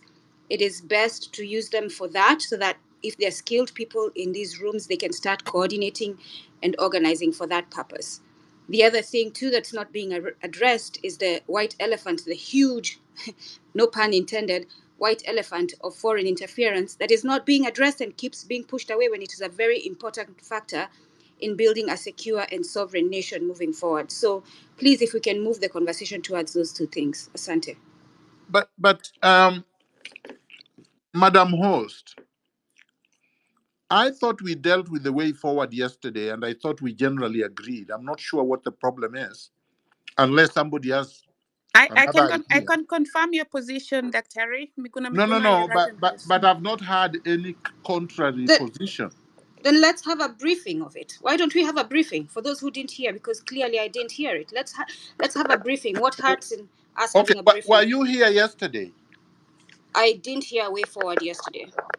There was a comprehensive way Yeah. forward yesterday, and it's even on my X handle. Really, I if we are going to go back on what we discussed yesterday, we will not be able to move ahead. so here is There my is, I've quick even question. published. Oh, let me finish. Oh, okay. I've published a 2-page document, which is on my handle summarizing what we discussed yesterday.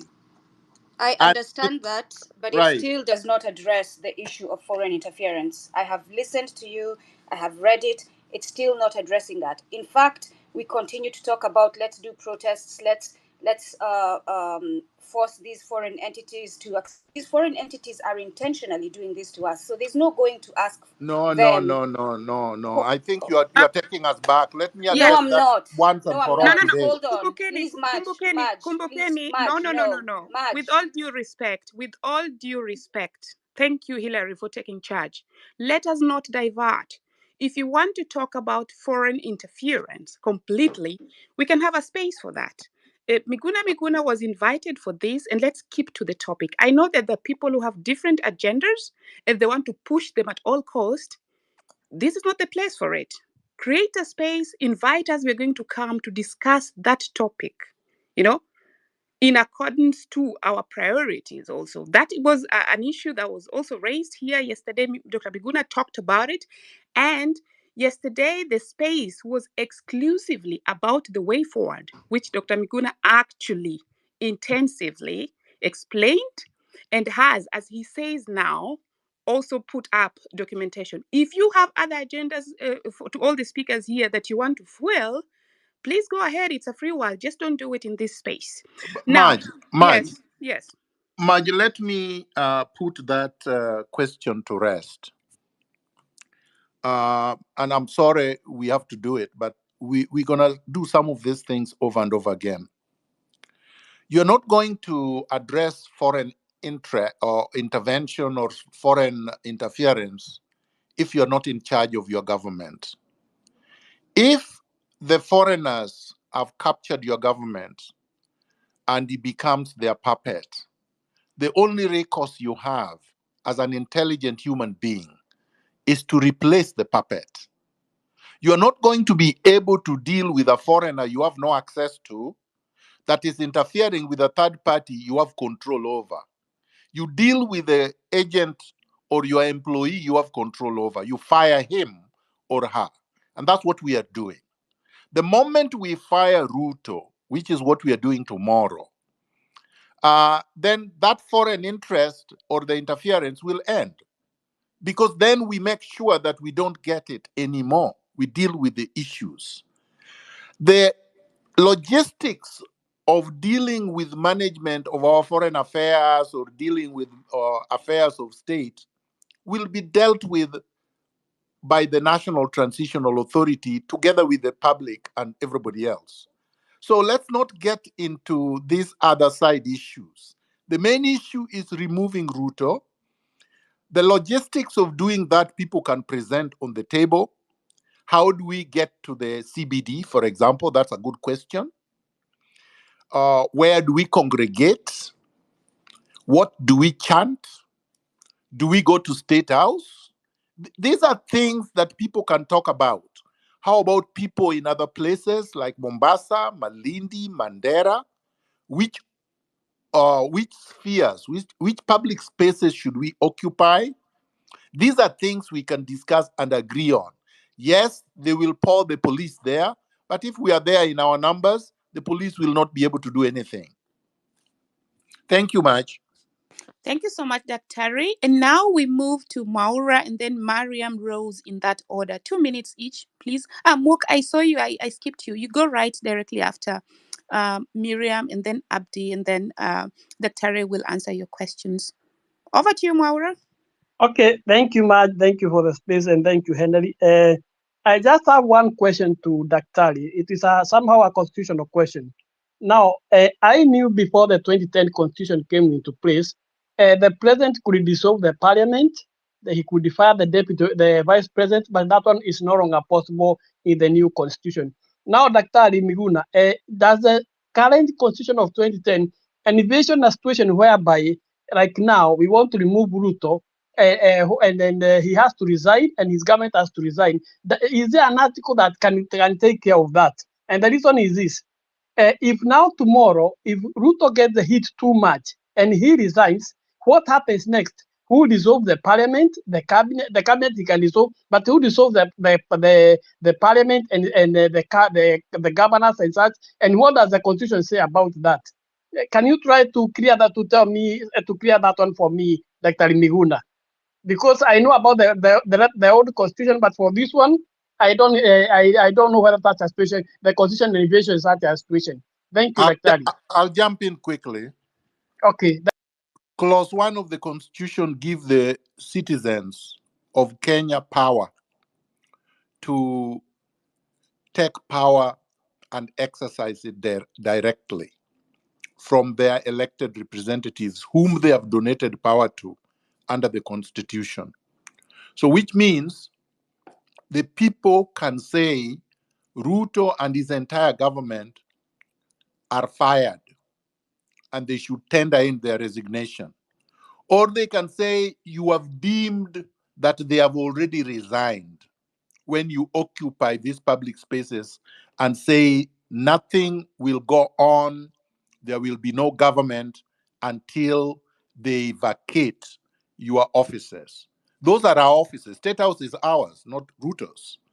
Arambe House is ours, not Ruto's. All government offices belong to the people, and we can tell them to leave, which is what we plan to do tomorrow. And that is done under Clause 1 of the Constitution. Thank you. Thank you so much, Daktari. Miriam, over to you. Thank you for the opportunity. So I have three things. One, I wanted to just make an observation. Um, it's something I felt. It's a feeling I had when I was in these spaces this evening, and there was a lot of energy. I'm very empathic.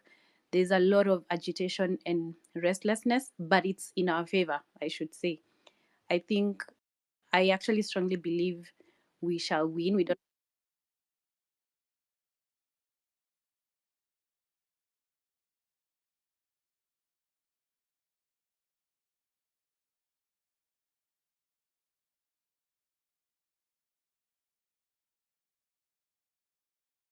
state it is that what Dr. did yesterday was give us what I hear is that there's a concept paper. It's a concept, and I like that he's actually mentioned that we need on the ground, vitu kwa ground. How will we do this? Are we meeting in City Park? Are we meeting in Uhuru Park? What are we doing? I had in another group someone suggesting we can go and sit down so that we are able to be distinguished from the people who will be maybe the goons. If they decide to destroy, we can have a plan to segregate ourselves so that we can have evidence that we were peaceful. So yeah, it's true. I agree with Kumbukeni to some extent that we need tangible way forward. So even in the event of, let's say, Ruto goes home tomorrow, who I know it can be organic, I appreciate that, but there needs to be like a clarity of sorts. It will help. The same way the paper he presented yesterday it's clear, and I'm very grateful for that. But the next step isn't that clear. I don't know whether we'll wait for it to be organic still, but I feel like if we leave loopholes, that's when we can now end up becoming like the countries we keep saying we don't want to become.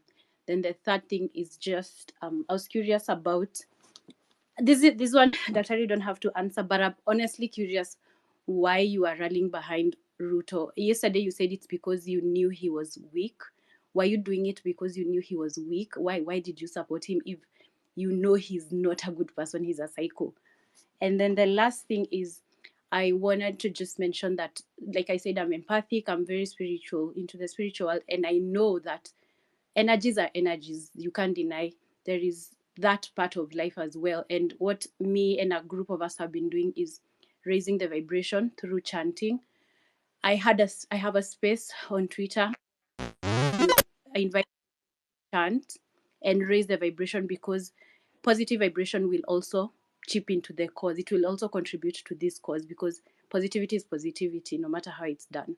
So if anyone is interested, just hit me up. Thank you for Thank you. listening. Thank you. And Matt, yes.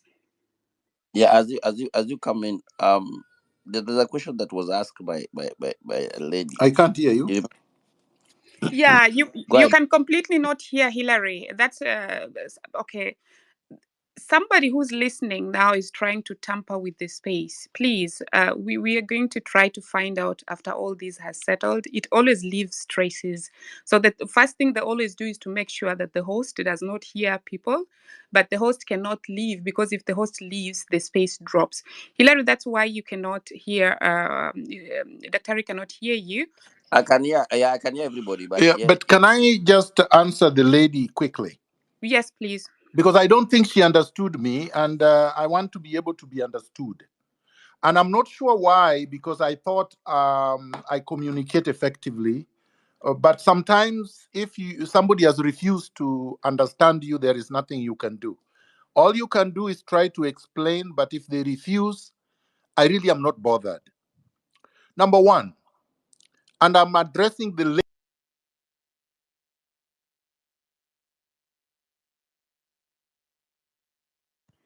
Dr. has now dropped. Hillary, kindly check on him. I just saw him drop. So, but as I put in the other person, in no, the next person to speak, he dropped while he was speaking. So it's not like he really, let's see how he comes back. Hillary, can you please check with him? But Miriam, I think Dr. yesterday explained why he supported Ruto, and I'm going to explain it, and then he can also come and give a summary. So according to him yesterday, he said he supported Ruto because Uhuru was trying to impose Raila as the president, and he wanted to do away with the idea of a sitting president imposing another president on us. Miriam, that was clear. So please, let us be objective. I know that is what he said. Even me, I had that question before, but that is his clarification. So once he clarifies something, I think it just saves time. When the things is clarified, we don't put him through answering again. Another thing he said yesterday is that according to Article 1 of the Constitution, that is where when one that is effected, then there's going to form like a transitional committee that constitutes about 54 members from different communities. And then from that, yes, he's back. Dr. I was trying I, to. Dr. I, is I back. Yes. am. I am sorry. I Okay, am. Dr. then Can you hear me over now? to you. Yeah, I am. okay. Okay, go ahead now. So Maja was hearing you actually, but I wanted to add to the lady because some of these things are, you can't take out the fact that we are all human beings. So if somebody went to our home and bombed it, and then took her from our house at 3 o'clock in the morning, 3 a.m., and abducted her and tortured her for days and weeks, then took her on a plane and took her to Brazil and blocked her from coming back to Kenya for 5 years. Would she support the candidate that person puts forward as a presidential candidate? Or would she try to remove that person that did all these things to him or to her and then block her from coming back to the country? And add to that, that person sedated you and you regained consciousness in London. You regained consciousness in London. You are dead for 8 hours and and came back to life in London after 8 hours. Some of these questions are like Ruto yesterday. In fact, people who speak like that to me, I consider them pathological psychopaths, just like Ruto. Because it's like you don't want me to behave like a human being. How do you have the audacity to challenge my choice of trying to replace the people who did this to me? Because I'm a human being. They did this to me. And this person who did this to me had declared, and their supporters like you had declared, that if they won the election, I would never be able to step onto the soil of Kenya. I would only come back as a corpse. So let us be honest with ourselves. Let us be objective. And above all, let us try to exhibit some humanity. Because I know many of you have never been tortured. Many of you have never been abducted. Many of you have never been locked up and or locked up of the country. To be locked out of your country for 5 years is worse than being jailed at committee.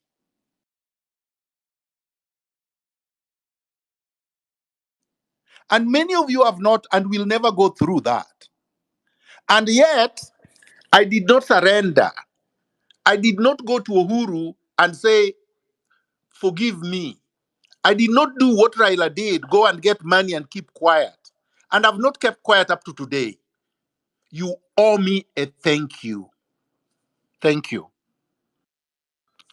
Thank you, Thank sir. you so much. Actually, thank you for clarifying because I'm not against you. I always follow you. It's just good No, Miriam, to can we have please feedback so proceed? that when I'm able to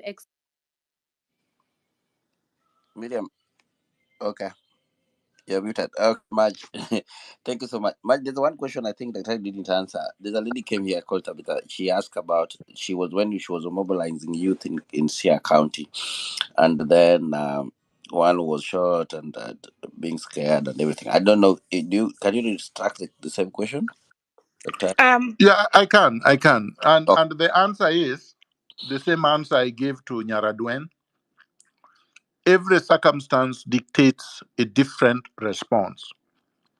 If you are many and you are capable of overpowering the person who is doing this, you should be able to do that. That is the responsible thing to do. If you are few and you have no capacity to stop the person, record the person, let us expose the person, let us unleash our youth on that person. When we are able to deal with Ruto, replace him, reconstruct the state, we will be able to punish that person legally. But for now, those are the only things that we can do for now. Thank you, Dr. Guys, when you get to the mic, only 2 minutes so that at least we can consider the over 100 people who need the mic. I'd queued in Mook, but please, I'd forgotten MC Wakili and Paul. So they go first and then you come in as number 3. MC Wakili? Thank you very much. My senior Miguna, thank you so much for sharing your sentiments. I appreciate. And of course, my condolences go to my fellow comrades and the families who are bereaved and those who are in hospital. I wish them a quick recovery. On my end, I must register my support to the Gen Z and, of course, the rest of us who have been in the forefront fighting and exercising our rights under Article 37 and now under Article 1. And I concur and agree with my senior Dr. Miguna that we are, under Article 1, we have the power for us to exercise governance directly. And I think for me, I would want to really rally our support. I have been on the streets myself. And one thing that I want to urge us, even as we focus on going back again tomorrow, is that let's continue doing what we've been doing. Guys have been live all through. Information is power. These demonstrations have been unique in that I saw a lot of people online, and they were online all through. Use that and make sure that we broadcast this. Let's empower ourselves. Our forefathers, our grandfathers fought. The Mau Mau fought the white. They fought the resistance, and they were able to succeed. But unfortunately, the one who took power are not the Mau Maus. The Mau Maus are still suffering. We are on the streets and we are fighting. It's only us who should be on that seat. Let's not give up. We can't let this go. We have to push and push and push. So I'm here to rally on all of us. We need all hands on deck. The professionals, all of us, even I myself will have matters tomorrow. I don't want to appear in those matters. I want to be on the streets with the rest of us who are branded criminals to fight. This is our chance. Let's go for it. But thank you. Viva. Asante. Thanks so much for keeping the time. Paul, over to you. Hello, can you hear me? Loud and clear. Yeah, I had this question for Miguna. So basically, my question was, okay, what other strategies can you employ apart from other strategies of protest that can be employed, since you know very well, I think, yes, the protest can definitely get rooted out, but as he explained, as he has explained about the terrible person that he is, I think there has to be more strategies of protest that have to be employed. And what other strategies does he think that can be employed apart from just normal occupying different areas, public spaces, and stuff like that? Because let's look at it in a scenario whereby he can just decide that, okay, you guys can occupy the space, maybe do whatever he does, people go back home, and then probably you can't.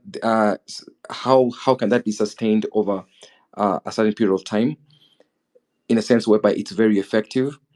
So I think there should be other strategies that can be employed. So what are those strategies that does it think, apart from the normal protest that we're doing where people walk, that can be employed in order to be more effective? Thank Thank you so you. much. Marge, Yes, if I please could. go. Yeah. You see, we've come up with our strategy, and the Gen Zs have done the strategy. They've gone onto the streets and occupied it, and it's been effective. It's worked. It's worked since the French Revolution. It's worked over different epochs in different countries. So if you have a strategy, put it on the table. We have a strategy that is working, and you are saying that there could be other strategies Other that could work. strategies that could work. Yeah, so we are Yeah, going to. so we are going to. Somebody is Somebody is interfering again. interfering again. I've muted the person. Kindly proceed.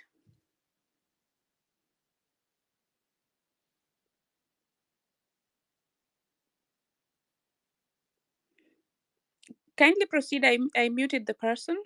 Dr. I'm saying this is the strategy that we have. This is the strategy that has worked over the centuries in different countries, different continents.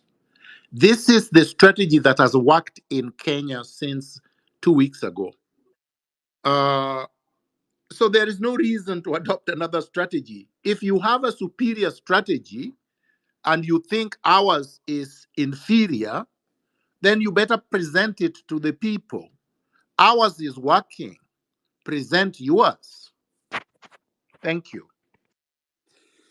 Thank you so much, Dr. Paul, I think at this point, really, they said never touch a running system if it's running now. I think we leave that to that. We leave it at that. Mook and then Abdi. Thank you for giving me the opportunity to speak. Mook Nyabinda, can you hear me? Can you hear me? Otherwise, Abdi, go. You can hear me? No, he's talking, Marge. He's talking. Okay, I then can I'll hear have you him. log out and go Okay, and you can hear me come now? back again. Yeah, okay. Yeah, go ahead. Go ahead, bro. Okay. So, hello everyone, and thank you again for organizing this space. And thank you to Dr. Miguna. And I think we should be the 10 million strong. There is no doubt there is a lot at the stake and wrong in our country, and people are angry and frustrated. It's our duty to speak up and to go to the street and to fight for our rights. Kenya has been facing numerous challenges for sure, and that needs action. As we said in this forum many times, there is an economic hardship. The cost of living has soared, making basic necessities unaffordable for many people. We have even to increase our remittance to meet that gap. Corruption has been rampant within the government and has really drained public resources. Mismanagement of public funds and lack of accountability have perpetuated our culture of impunity. Human rights violation, increasing reports of police brutality and suppression of peaceful protest have violated citizens' fundamental right to express their grievances. And definitely there is also the inequality gap, the rich and the poor, that continues to widen. We need a change in leadership that prioritizes transparency, accountability, and well-being of all the citizens. We are committed to social justice, 100 million strong, and we go on. Viva. Thank you. Thank you so much, Abdi. And Daktari, thank you so much for being with us here. I would take it differently from the one question that keeps on coming. I think we have already the solution and we are not going to address it again. So if you're coming to ask way forward again, and yesterday you went through it, we will give the mic to other people with the other questions. So Mok, you'll go. Madge, I hope you can hear me. I can hear you now. I I had can hear you. to. I can hear Yeah. Miril. Paris. Okay. Yeah, I was just going through we are not going to address that question that Doc answered yesterday intensively. So people that are going to take us back or maybe divert our conversation, we are not going to give them the mic. We drop you from the mic if you're going to take it on that aspect. And it's not going to be like it's rude. It's going to be like you want to go forward and you keep on backtracking us unless you have an ill motive. So Husam, you'll take the mic. And then Marge will continue from there. Me, I'm here to back you up. So carry on. You're doing a good job. And Daktari, thank you very much. Husam. Yes, thank you, Daktari, for being here with us today. We really appreciate your time. Hilary for hosting the space and the co-host also. Now, mine is just very briefly to thank you, Daktari, for giving and guiding us with a very clear and concise method and way forward. I think there's a lot of noise and many distractions with regards to the discourse which is currently going on. You know, there are very many diversionary discourses which are currently being propagated at the moment, and we really appreciate that, Daktari. Daktari, my other question, possibly if you can guide us also, is in the peripheral towns, in towns like other towns like Mombasa, which do not are not where the parliament is not domiciled in. What is the most advisable course of action for the small towns and which are not the capital? What can we do? Just briefly, if you can guide us on that. And Santeni Sana, if everybody can turn up tomorrow, I'd like to wish all Kenyans very happy Mandamano and condolences to everybody who has lost their relatives and to our foreign comrades. Back to you. Maj, thank you very much. Let me be brief. I think Kenyans have done us proud in the last 2 weeks. They have held protests everywhere. Protests have been held. I have videos of even little children who probably are not even 10 singing in the villages, Ruto must go, Ruto must go. So it's caught fire and it's everywhere. Let's make it that way. Those in Mombasa know where to congregate and protest in the loudest terms possible so that they can be heard. And we let it be organic the way that it's been. They will choose where to go, where to hold protests, how to hold the protests, and then they will go and come back. If possible, if it was possible logistically, the most effective way would have been to occupy one place in the CBD and not leave for the entire period until Ruto falls. And then this becomes a big celebration, and more people come. More people can even come from up country. But we leave it to the Gen Zs on the ground to decide whether that is what they are going to do or they are going to do it one day at a time. We are not going to prescribe anything because they have said we are leaderless, they are leaderless, they are structureless, they are tribeless. And so far, it has worked like magic. So if it is working, you don't interfere with it. Thank you. Thank you so much. Thank you so much, Daktari. Okay. Sorry, Madge. Let me just add something onto Husam. That's all right. That's all right. Over to you. Yeah, there's something Husam is going on around from the bloggers. They are trying to claim that Mombasa is giving each and every demonstrator 1,000. It's a wrong narrative. If you're in this space and you've seen that, it's a lie. Husam, you know how Mombasa is working, and I don't see anybody that has actually sponsored any demonstrator. So if you see that kind of post, just write it fake. There's nobody that is funding. There's no tribal the way it is going, no leader, and that's it. So keep that spirit, and tomorrow, one team strong, a million strong. Carry on, Madge.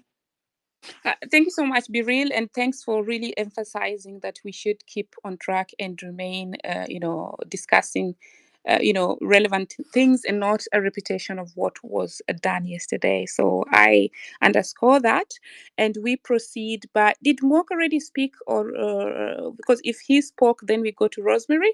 But should you want to say anything anytime, Biril, feel free to just open your mic. I'll see that, and you able to just proceed. And Margie, could we close it soon? Because I think going on too long is also not Okay. So counterproductive. shall we close it at the end, at the top of the hour? I believe so that Okay. people can also rest and Yeah, then go. I'm Yeah. so tired. Thank you. Okay, so KOT, it's good that you got the mic. So because we are closing at the top of the hour, unfortunately, we're not going to add more speakers, but we are going to discuss with Hillary and Dr. to tell us when we're coming next, and then we're going to, have a next session. So Rosemary. Thank you. Thank you so much. Can you all hear me? Kuona mtu ni nambari 5, unajua yeye ndo yuko kwenye mtima wa beki. Yes. Hello, can you all you all Yeah, there was some interruption, but now everything is all right. Kindly proceed. Thank you. Thank you so much, Marge and Hillary and Biril for doing this. And Dr. Miguna Miguna, we salute you. I'll take only about a minute because you guys are stopping and I want others also to get a chance to be able to speak. I have been on the X Spaces for a long time. Marge, Hillary, you remember all that. We were in the doldrums. I mean, all of us have gone through this. We're very proud of the Generation Z. Now, Dr. Miguna Miguna, I sympathize with you. I pray for you on what you went through. I can tell you, even your enemies did not like what happened to you. Well, all of us, we are not boarding. That is one of the hashtags that we've used. And why am I bringing it up? Probably this is not said enough. Some of the good points that you've brought up, we must applaud them. But some of the negativity that you've also brought up, we must also say. One of the negativity, and probably this may be personal, and really it doesn't matter. It is important to also take valid criticism. Sometimes you come on very strongly, and your language sometimes leaves a lot to be desired. So I'll just stop at that. But having pushed the Ruto narrative because you were unhappy with Uhuru and this and that, and he was imposing another leader. This is not neither here nor there. And it's not a question of, you're going to either now say all negative things because I've said this. No, let's just we are all brothers and sisters. Sote ni wa Kenya. Whether you live in Canada, I live in the US, nyumbani Kenya is home, and we are very proud. Now, let me come back to some of the very... I think we lost Rosemary there. But now next is KOT. KOT, go on. You are you attended a very important event today. Please proceed. Okay, thank you. I hope everybody can hear me clearly. Yeah, loud and clear. And thanks for representing on the ground. Okay, fine. My real name is Marvin Mabonga, and I like to introduce myself with my official name. Is KOT speaking currently. And today at around 8 p.m., we gathered at Kahawa Wendani stage to remember and honor our fallen comrade by the name Mike. Just a few days ago, Mike had buried his father, but only to face an ultimate death from a police bullet in Nakuru. So, because we gathered there, and of course, Mike was not just a friend or a brother to us. He was a warrior fighting for the freedom and rights for our country. Of course, his commitment to justice and his unwavering courage serves as an inspiration. Because on that day in Nakuru, Mike has been working here in Move a little closer to the mic, please. Oh, I'm saying that on last week when he was protesting in Nakuru, Mike was shot dead and he received 3 bullets where he couldn't make it to the hospital. He was pronounced dead. And of course, we lit the candles in his memory so as to keep his spirit alive and to remind ourselves of the work that still needs to be done. His sacrifice, of course, will not go in vain. And at the moment, as the Gen Z, we say that may his soul rest in peace. So, aside from what we have done in Kahao and Ani, I tried to reach out to a few members who knows where Mike was from, and I've been trying so much to reach out to Akina Hanifa, who promised to actually help in contribution of funeral and all the plans. Unfortunately, they don't have their contacts and they cannot access them on social media because probably they have a lot of.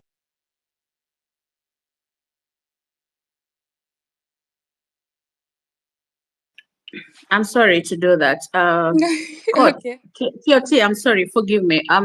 We really had a guest, and I'll address you differently, like separately on this. Kindly allow me. We need Daktari to wind up so that we can close with Daktari, and then you can have A or B. So if you don't have a question, I'll allow you to stick on the mic. But if you No, don't have a question for no. Daktari, Hold on, please be real. Kindly, I yes, think he is looking for ways of having the compensation, or there was a money that was being collected, and there was an Hanifa stated that they cannot pay out without reports from the post-mortem reports, so probably it's about the process there. So I would like to encourage you, KOT, to really just check with Hanifa. She made a post there so that at least they can be able, if there are any questions we can clarify. You can also just inbox me so that we can follow up on that. Is that Yeah, fine, that's KOT? why I said we do it differently. That I also have the contact, and then we'll try to address it differently so that we don't have to hold up Daktari. That's why I wanted him to Okay, hold it thank up. you. Back to you. Is that okay, Kyoti? Are you okay with Yeah, that? sure. Yeah, Yeah, sure. There is kindly. no harm actually. We'll help you out in that, and then so that the family can be compensated because the money was already out. We just need to wind up with the people with questions so that we can release Daktari. He's been here for a while, and we want to respect his time so that when we invite him again, he can actually come back. So if you don't have a question, I'll take it from here kindly. If you have a question, just give me a hand up. But if you have a comment, we'll take it after Daktari has left. Can we all agree on that? So if you have a question, give me your hand up. Moses, take the mic, and then Kingsman. Moses, kindly Thank you go so ahead. much. Thank you so much, Marge and Hilary and Birel for this opportunity. It's been so long being in the spaces. But I've actually been following the conversation since the onset of these peaceful demonstrations. And so far, we've seen how it started peacefully and to the violence coming in, causing a lot of chaos and a lot of unnecessary saga. So the only thing I really want to direct to Daktari, it's based on a letter that actually also has been making rounds online. And still in regards to the letter, I want also to maybe get clarifications on maybe what can be done. I remember last demonstrations, there's this thing that is really going on, and I feel it's really time that we come and address it.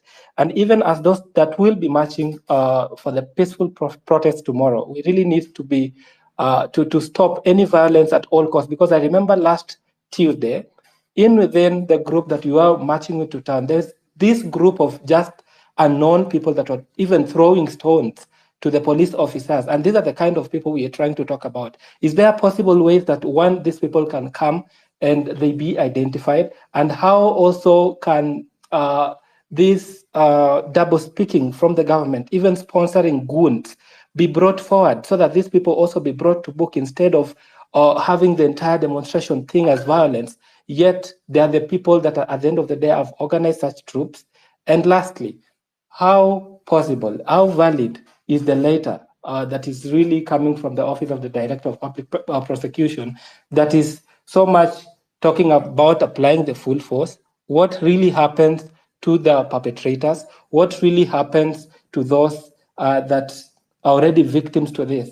And with the letter, is it really valid? Is it really constitutional that such statement would come at this particular time where other families are mourning, others are nursing injuries caused by the same police officers? Because all we know, it is the same officers that caused all this havoc in the streets, and nobody, a civilian, really came and shot a peaceful protester if it's not the officer. And then now this is coming to be. And finally, I'm so sorry, Dr. Miguna Miguna. I've really followed up your conversation, and I totally agree and understand with your take on coming and standing with us, which I'm so thankful, I'm so grateful about. It's been a lesson to most of us. And I would also kindly request, I know at some point we were not together in one party and you ended up blocking me. Kindly, I would really request that you forgive me on that so that we all flow in the same course, and I'll be also updated on your information that are so impactful that you share on your space. Thank you so much. Thanks. So, Kingsman, your question, and then Dr. Harry will close. Mine is not a question. Okay. Thank you, Go Mark, on, for go on. that. Yeah. Mine is not a question. It's just an update on. I've seen there are numbers that have been updated. Anti-finance bill protest: 39 killed, 361 injured. Deaths in Nairobi 17, was in Gishu Eldoret, that is 4, Nakuru 3, Mombasa 3, Kajiado 3, Kisumu 2, Laikipia 1, Narok 1, Kakamega 1, Kisii 1, Siaya 1, Kiambu 1, Nandi 1. Enforced or involuntary disappearances 32, arrest of protesters 627. So I just wanted to bring that up to speed so that when Daktari makes his closing remarks, you can maybe comment on that. Thank you so much. Over to you, Daktari. Thank you very much, Maj and the other co-hosts, and thank everybody else who joined the space. The struggle continues. I will be quite brief. Regarding the goons that have been hired or that just joined because they're criminals, they want to loot, I think the best course of action, there are two. One, use your cameras, use your phones, take pictures of the people that are implicated, and let's use our spaces to be able to expose them and hand them over to the public. So that's number one. And or hand them over when eventually we have an accountable system to a system and a process that can bring justice to the people. Two, if they are few and you are many, overpower them and stop them from doing what they're doing. Yeah, just overpower them. Tie them up, leave them in the streets. That would be a punishment to them. Because, and of course, you take their pictures too. So those are the only two things that you can do with respect to these thugs. You can't distract from what you are doing to address the issue of the thugs. If they are not stopping the demonstrations and they are simply looting, but they have left the roads open for you, keep on marching. Don't be distracted. Keep on marching. Don't leave what you are doing to go to attend to things that you are not responsible for. Because you are not law enforcement officers, and the ones we have are goons. Number two, the issue of the issue of the Director of Public Prosecutions and the letter that purportedly circulating, if it is genuine, should be ignored. Completely ignore any letters, whether it is from the Attorney General, whether it is from the Director of Public Prosecutions, whether it is from the IG, whether it is from Ruto, just ignore it. You are the bosses. Power is in your hands. There is nothing they can do. They cannot arrest 54 million people. And those who are arrested should contact the LSK I am glad that the president of the LSK, Mr. Odhiambo, has been very active, very supportive of the popular revolution, and has had hundreds of advocates there to assist anyone that needs assistance in court. Let's utilize that goodwill 100%. I would like to encourage everyone to remain peaceful. I would like everyone to be together. I would like everyone to dress distinctively in black, in white, in green. And I hope that we are going to achieve what we have set out to do. Viva, good luck, God bless you. Thank you so much, Daktari, for finding time to be with us, and also heading up the squad and the team to make sure that in the morning all of us on the road and doing something. And if you're not ready to die, just remain in your sleep. If it's not a joke, but also let us be peaceful as much as we can. Let us be together as a team. Let us have everything that is possible. Let us small flags is being coordinated. Some people will have flags in town, Nairobi. Um, then the team will share those small flags that are very key. That one keeps you. And whoever doesn't have uniform and come to capture you, that is a thief, that is a thug. Don't allow a civilian to arrest you, because you pay the taxes for those people to be in uniform. So anybody who doesn't have a uniform, that is a what? That is a tag. And I think that's the way to go. And I thank you so much, guys, for being here for that Actually, download. Hillary, that point you're making is very important. Because Right. I don't think Kenyans understand this. In the West, all over the world, arrests can only be executed by people in uniform. There is no arrest that happens with people who are wearing civilian clothing. Anybody purporting to be arresting someone and they are not wearing uniform is committing an abduction. So those are not police officers as far as we are concerned. We had Ruto saying they are police officers. They can investigate. Those are undercover. They can investigate as undercover, but they cannot execute an arrest legitimately. Thank you very much, Hillary, for raising that. Thank you so much, Daktari, for always being vigilant. And we want to assure our people that we said yesterday, these are our conversations that will never stop. We're going to plan with Daktari when, again, we are coming to address people this week or weekend to make sure that this conversation is going on. And let us have information wherever you are, which country you are.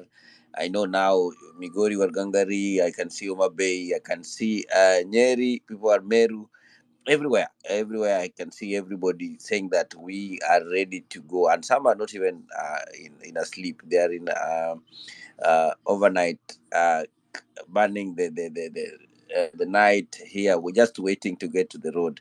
But make sure you're in a group, you're in a team, and be ready, guys. I want to I want to be relevant today, but I know you guys gonna kill me. I want to close this one, then we can have open mic. What do you think?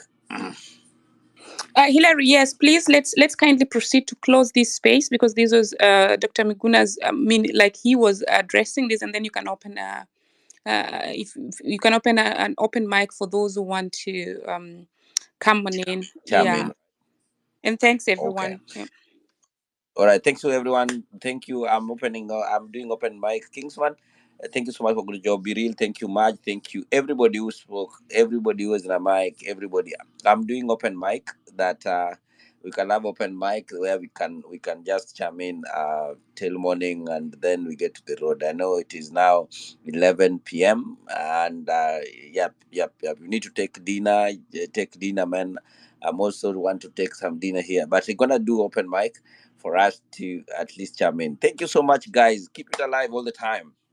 Here at Hillary Connection Twitter time. Make sure you follow each other all the time. All the time. Be safe. Be in a team for us to keep this conversation going on. Keep. Be brothers keeper. Follow each other. Follow host. Follow coast. Follow. Look left and right. Follow each other. Let us build this community together. We are alive. Thank you so much. See you.